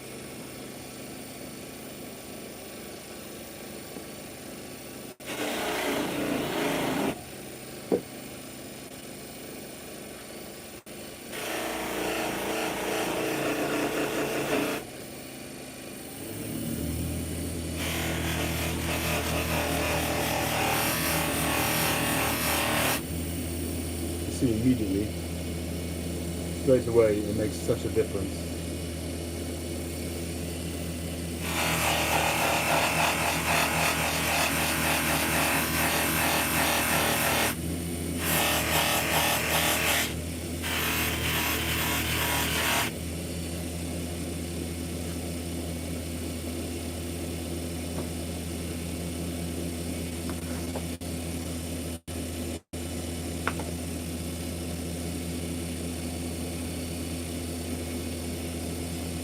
Thanks, Suffolk. Be well. Stay safe.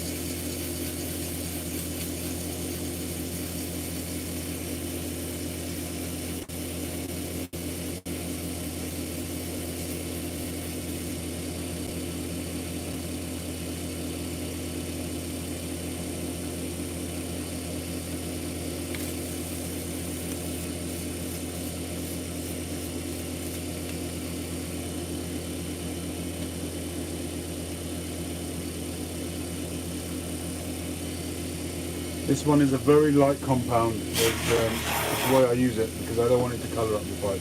And I'm going to sand it again anyway to get rid of that.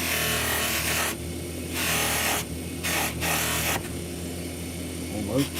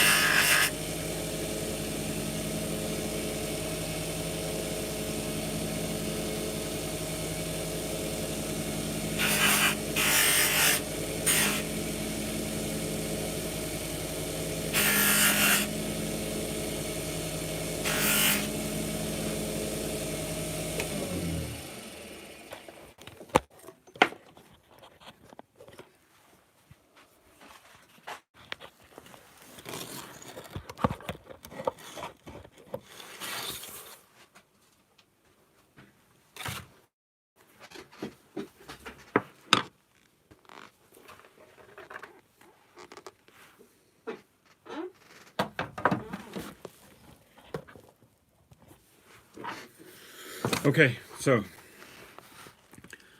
there you can see beautiful grain, and the compound, I've taken out that staining.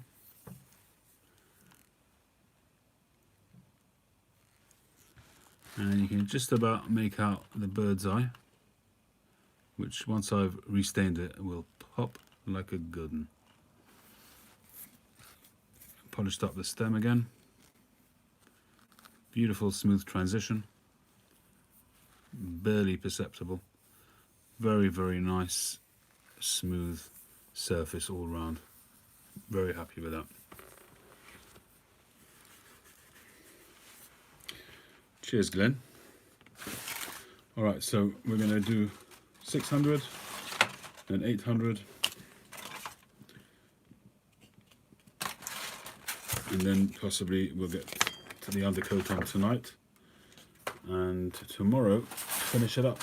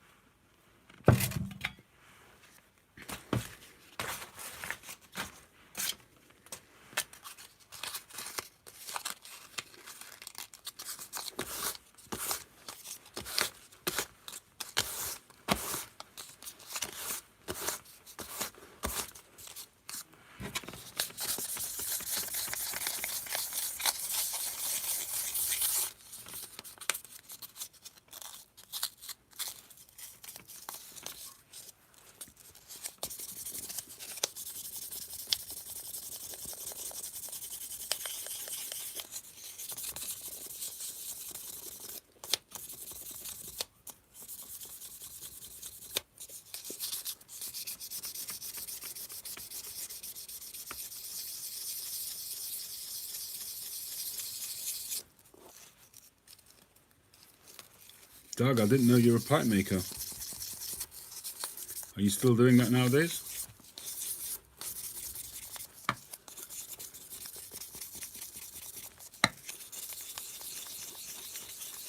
You could teach me a thing or two if you've been making pipes since 1974.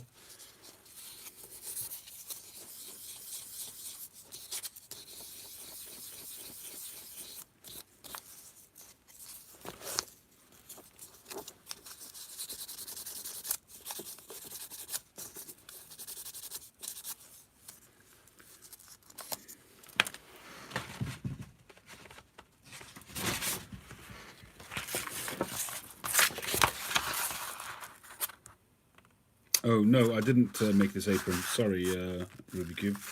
I ordered this from a lady on Instagram. Her name is Catherine something or other. I can't remember her name. If you want to know, and you want to get in touch with her, then send me an email and I'll find it for you. I've got the information somewhere. It's a leather apron, which basically is custom made to my spec. Very, very well made. Wasn't cheap. I think it cost me £140.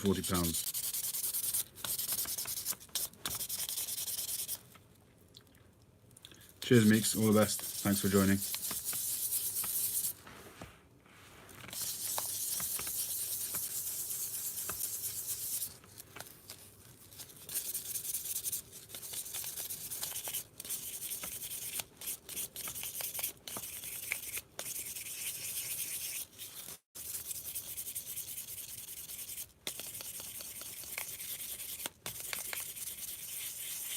Hey, Maui, how you doing?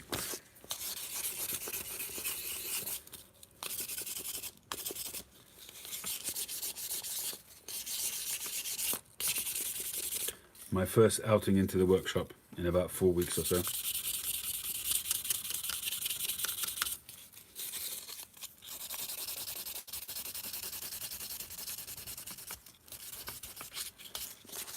Thank you, Maui. I've been enjoying that 20th anniversary you sent me. Really been enjoying it. And what I've done is I've added some Smyrna from McClelland to give it that oriental flavour, and I've been enjoying it. So thanks very much once again.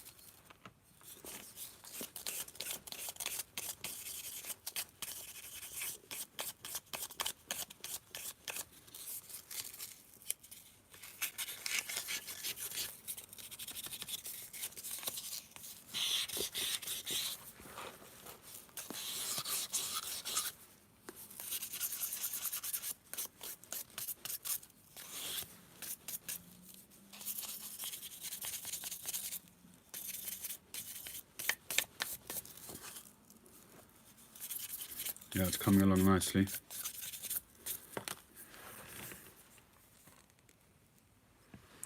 A nice bent apple. Nice grain. And hey, curmudgeon.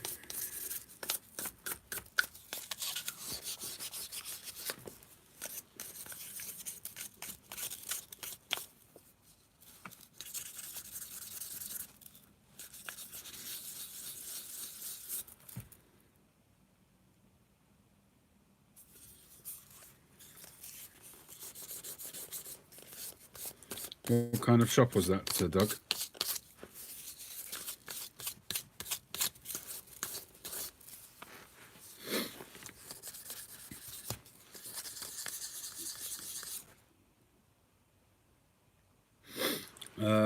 Hi, Mike. Possibly. I did get a lot of emails whilst I was kind of out of it a little bit. I have to look back. I apologize if you did and I didn't respond.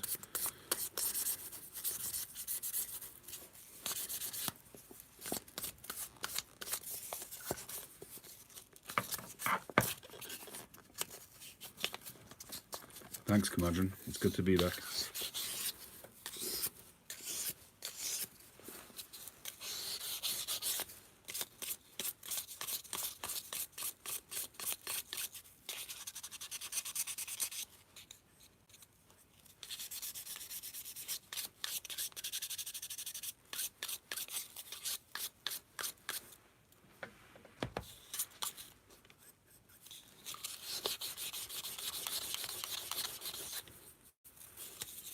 Oh, I see.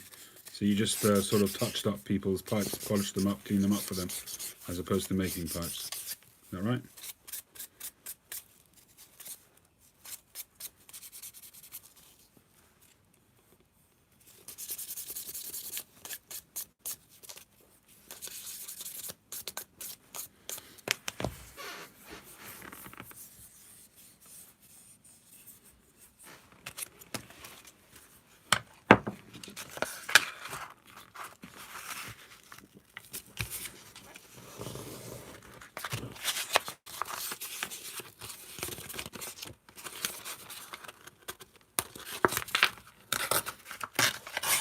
The lathe I use is an Axminster wood turning lathe.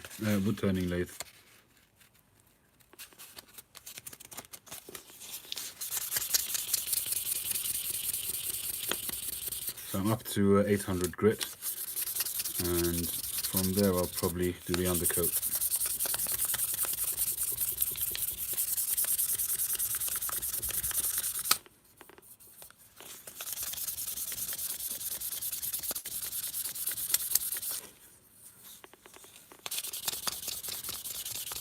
What battery is it, Mike?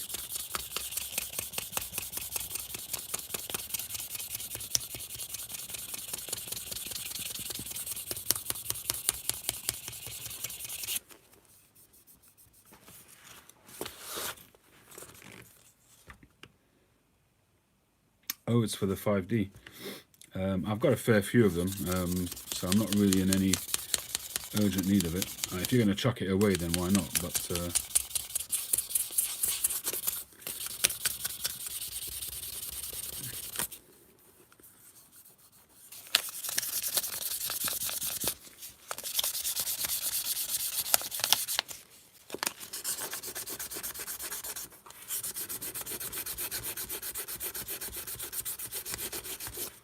that's very kind, thank you.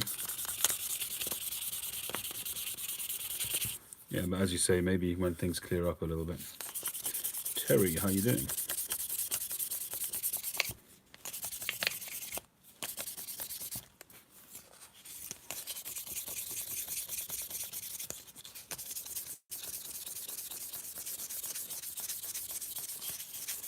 No sweat. All the best, Rubik's Cube.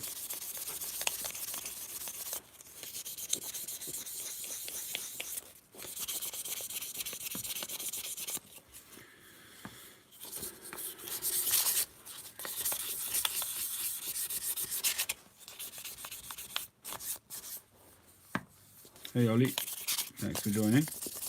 Hope you're well, staying safe.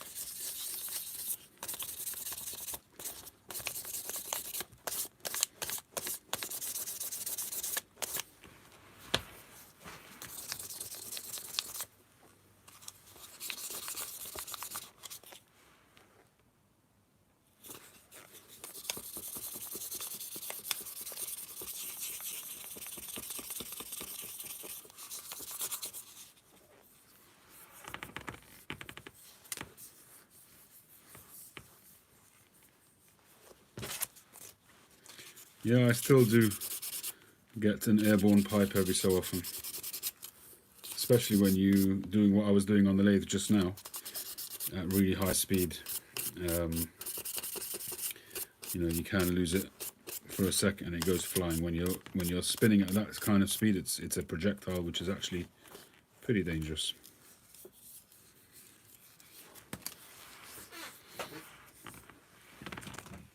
just give you a little bit of an idea of what the grain looks like.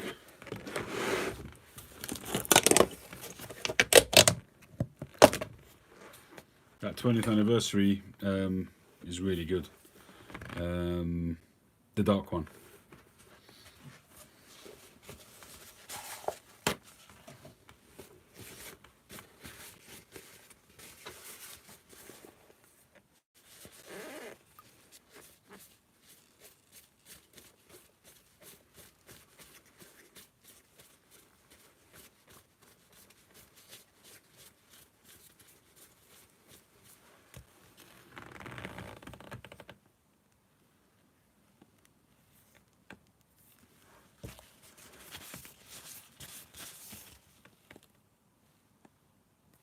You can't see the bird's eye, but once it's stained, you'll see it. It's got beautiful bird's eye. Really nice grain.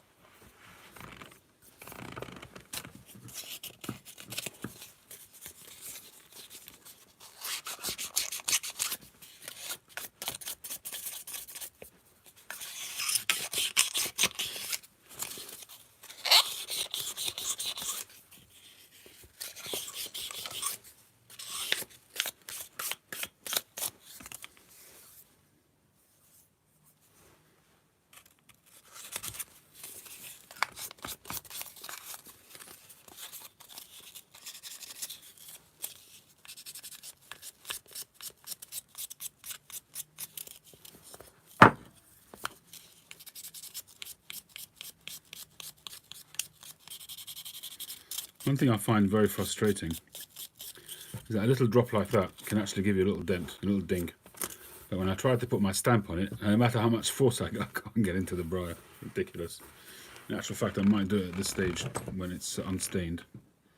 Give it a try.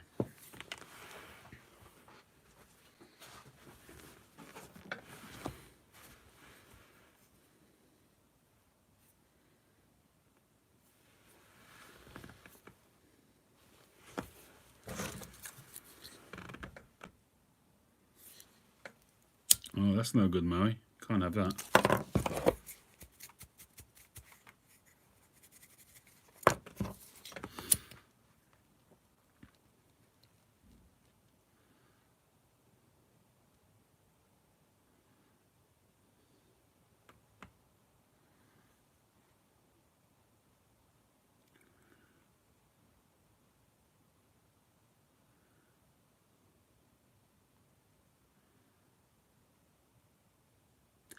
If the stamp doesn't work very well, I'm going to have to sand it out, which is a pain.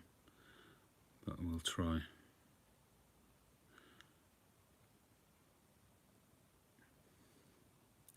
Thank you, Sea Smokes, but I think that would bring back some unwelcome memories for some of my ancestors.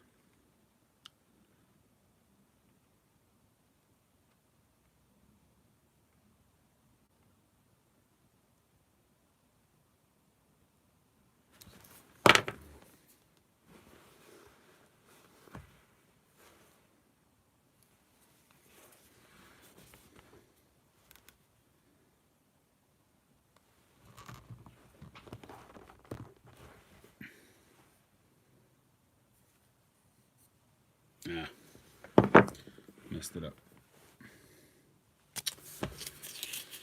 Oh, dear me.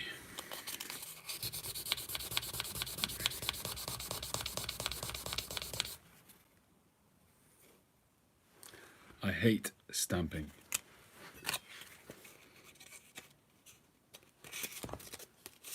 That's alright, Sea Smokes, no worries.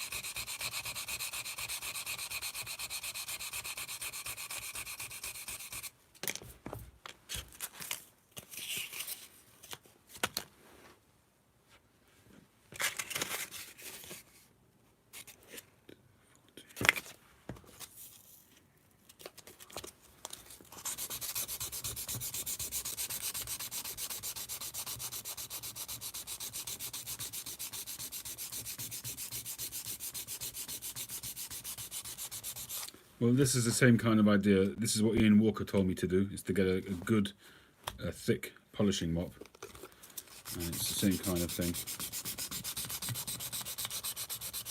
Now, I do have my drill press right next to me, and I've got a few things sort of put together, but it just doesn't work. I'm really struggling a little bit. Sometimes it works, sometimes it doesn't. Having to go through all the grits again just is a bit frustrating. Where am I up to? 320.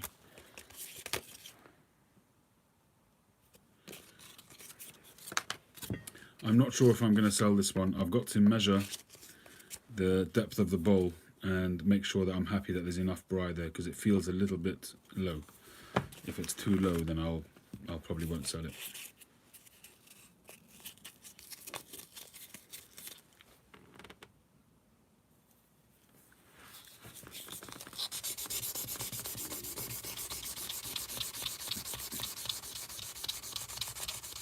Pack and Puff, how are you doing? Welcome.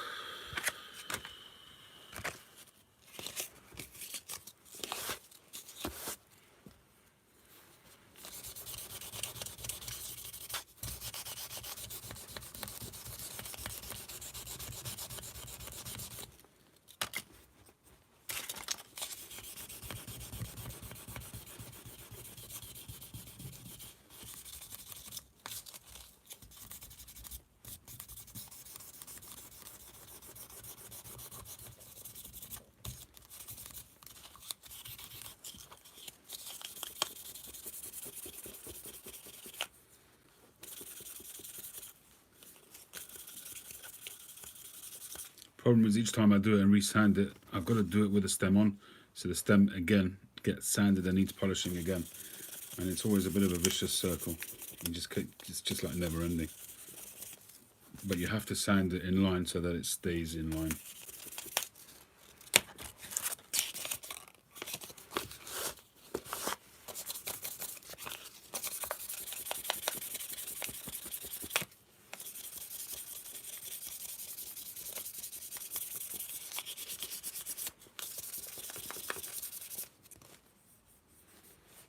All right. Question is, should I try and do it again? Problem is that I find it very hard to hold it steady, and you end up getting a ghosting, like a double branding. So I'm going to leave that for now, otherwise I'm never going to finish.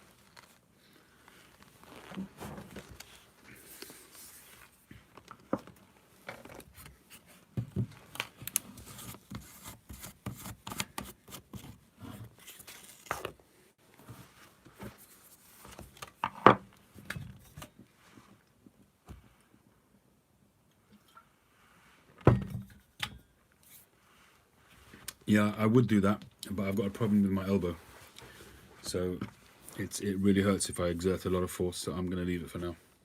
I may end up using my old, just a single digit stamp. And if I end up smoking it myself, I could do it later on anyway. I do want to get some form of automated way of doing this. It's either using the drill press, but the problem that I've got with the drill press is that because it's a drill press, the drill spins. So again, you get the same problem with it. I need something which will go down with downward force without moving. So, I mean, this is a pretty cheap drill press. I could do something to just make it static, you know, so it just goes down with no lateral sideways movement. But I don't know, we'll see.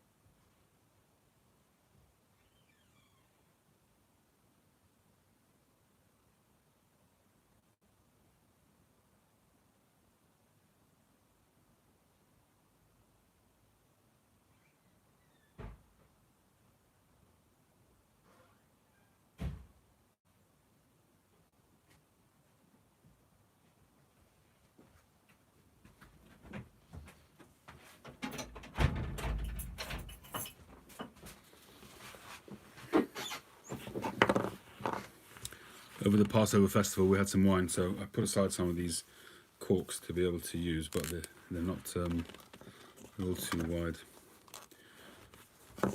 It's just to protect it so the paint, the stain doesn't get inside, but I'll have to adjust those possibly in the future. Right, what are we doing?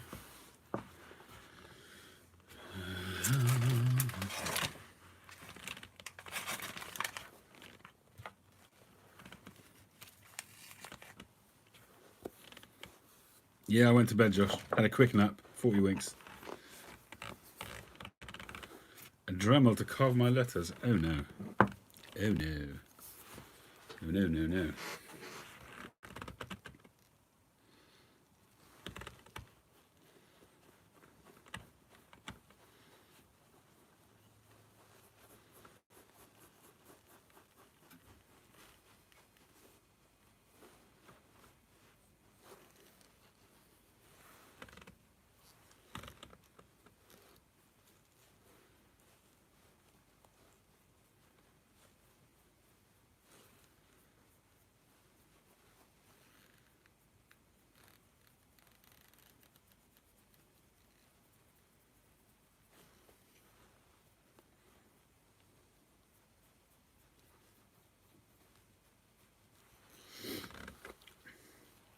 Something of an exaggeration, Doug, but I appreciate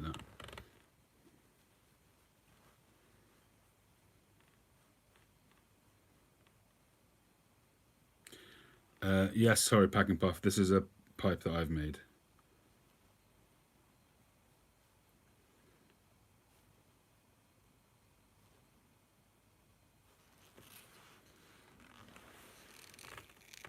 You can see the grain there.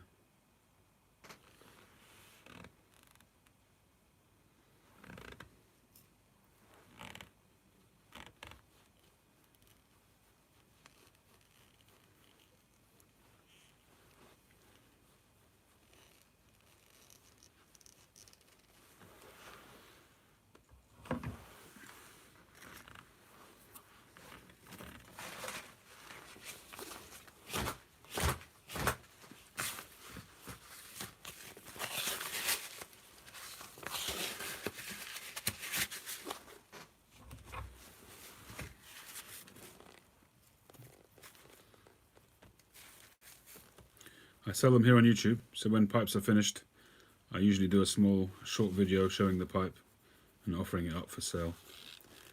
This particular one, I'm not sure if it will be up for sale. As I said before, I've just got to measure the depth of the bowl against the height of the bowl from the outside to make sure that I'm happy there's enough briar beneath the draft hole. Otherwise, it could be susceptible to burn out, and I can't sell a pipe like that, so we'll see. If it's too thin, then I'll probably put a heavy bowl coating on it on the inside, and I'll smoke it myself.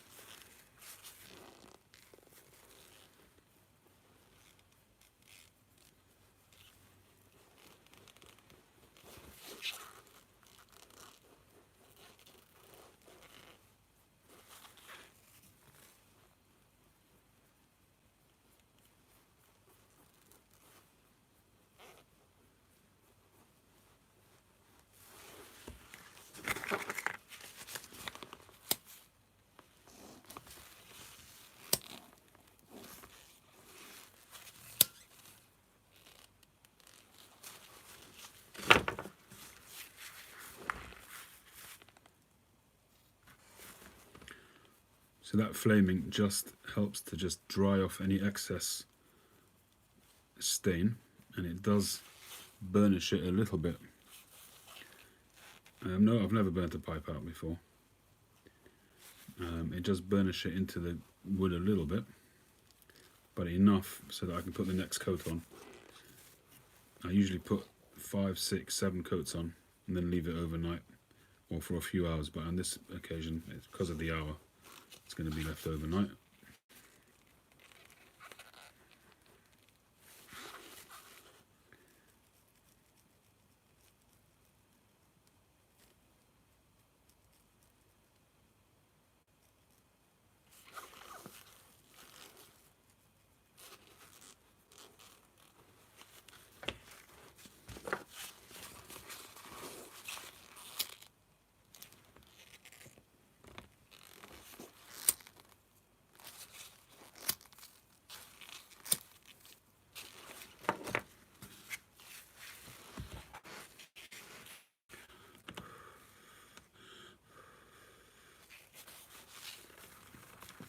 So I'll just keep coating it until it almost looks a solid black. It's actually a brown stain, but it'll just have coat after coat until it looks almost black. Almost like a dress pipe. You know those shiny black, glossy kind of finishes.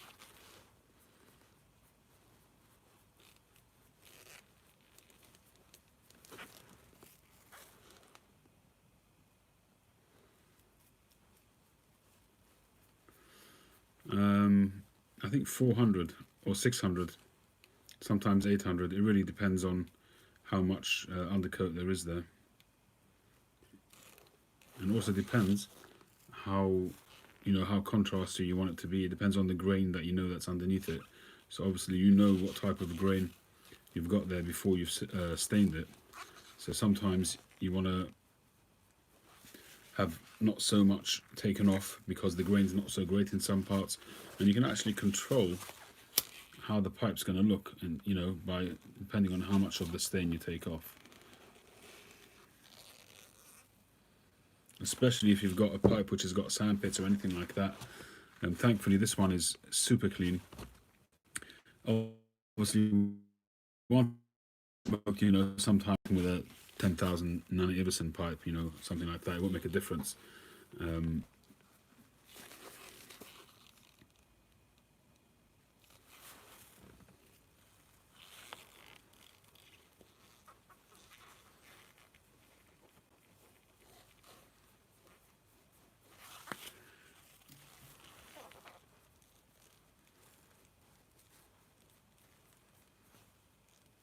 So I could, if I wanted, I could leave this now to dry for a couple of hours, and then I could make a start on taking off the undercoat, and I would get a pretty good contrast stain. But to get a really deep contrast stain, you got to leave it longer, and then because it's such a heavy undercoat, sometimes you might actually need to go to a 400 rather than a 6 or an 800, because you want to get down past that initial, because the stain will soak into all of the pipe but you want to then take off that top layer. So you've got the harder parts of the briar and the softer parts of the briar. The softer parts, which it absorbs all the undercoat and it absorbs deeper into the briar. So when you sand off the top coat, the harder part of the briar, which doesn't absorb so much, will come away, and you'll end up with that being back to normal briar, but the softer parts of the briar will have absorbed it much deeper and they will stay dark.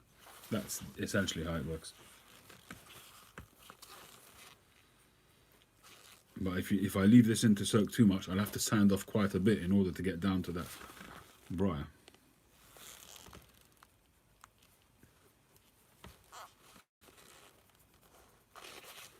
And also by flaming it as well, I am sort of burning the stain into all of the briar as well, so that's a bit of an issue as well, but we'll see how it goes.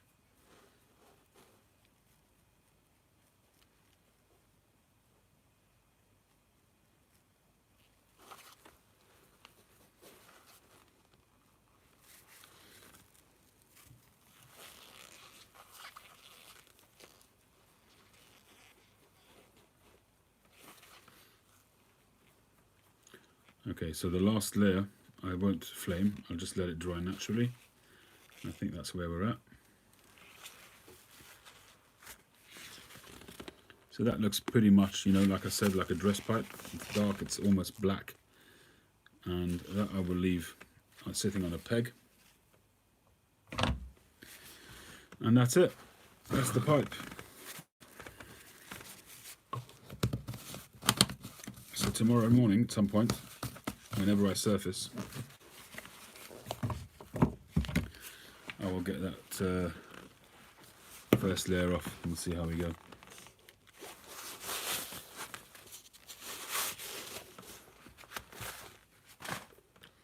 Yeah, Maui Mike, Briar Blues had that as well. He crossed the border into the States and he had to isolate 14 days. Which he's in the middle of now.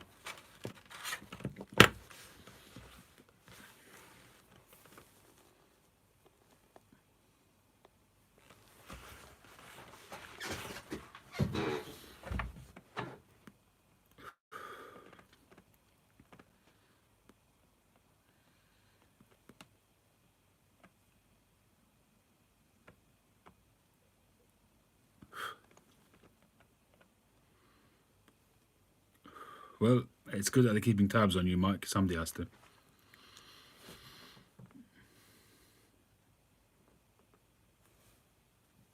Oh, sorry, I thought that was Maui who said he crossed the border. It was you, Mike, right? Yeah, you said that the other day.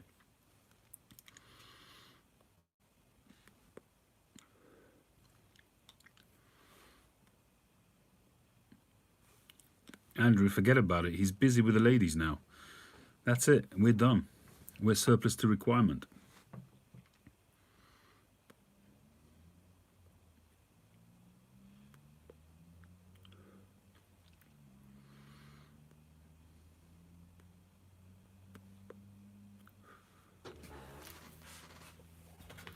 We're just going to get heave-hoed onto the rubbish tip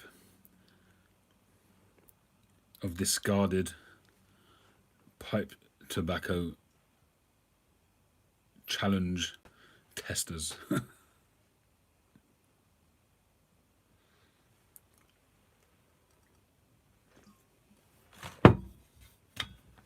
Rabbit huts for everybody. Absolutely.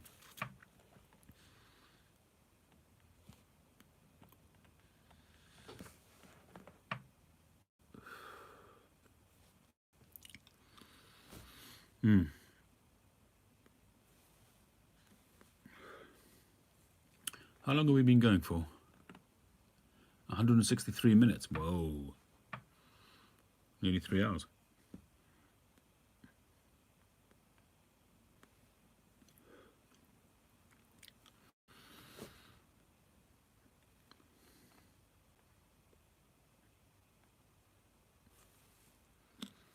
What time do you which time of year do you normally open up, Maui?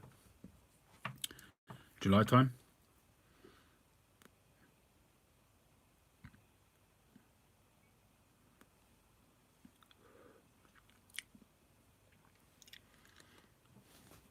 April the 1st. Oh my gosh.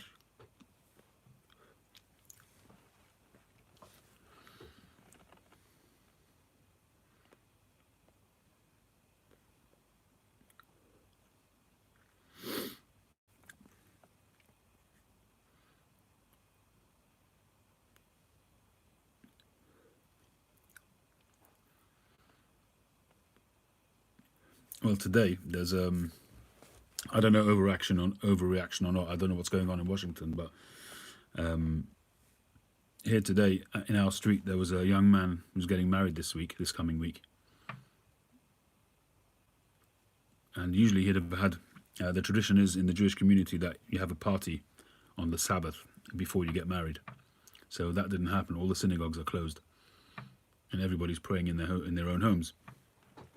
So they arranged for all the relatives, as many as could sort of come, to come, not to go into the house, but to come into the street, obviously keeping their distance. And they had a little sort of a get-together and a sing-song, and he danced with his father. It was very nice. And all the people in the street came out to their front doors and clapped and cheered. It was very sweet.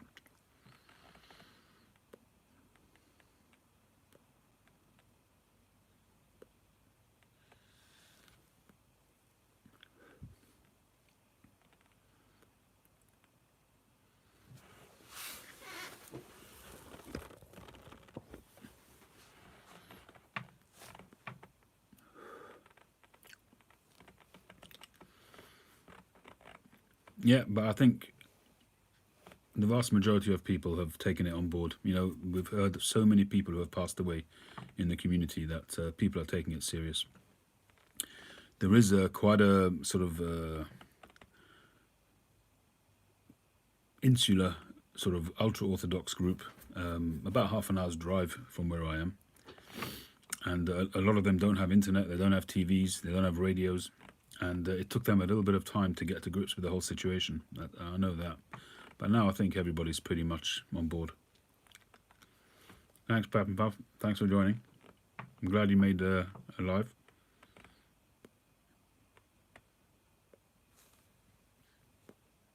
Cheers, Doug.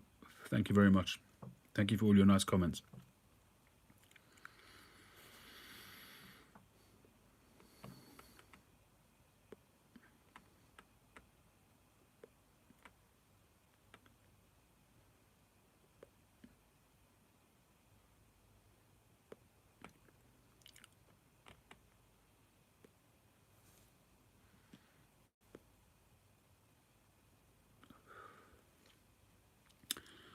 Well, I think considering that I had no intentions of doing a London calling tonight, I was going to leave it for next week. But I just really wanted to, I was itching to get into the workshop today. And I figured, why not, if I'm in here anyway, why not do a live whilst I'm here? So thanks everybody for joining. I think we'll call it a night. Thanks WV, thanks Doug, thanks Josh, thanks Mike, Briar Blues, Smoking the Ghost, Doug Owen, Andrew Sirigliano, Bluefin Piper, Pipe Carver in the Making, Maui, Doug Owen, Curmudgeon Piper, Briar Blues, Pipe and Bees, and everybody else. Thank you very, very much for joining. I'm glad to have been able to come back on, and hopefully things will start to settle down and we'll be slowly getting back to normal in some kind of sensible fashion.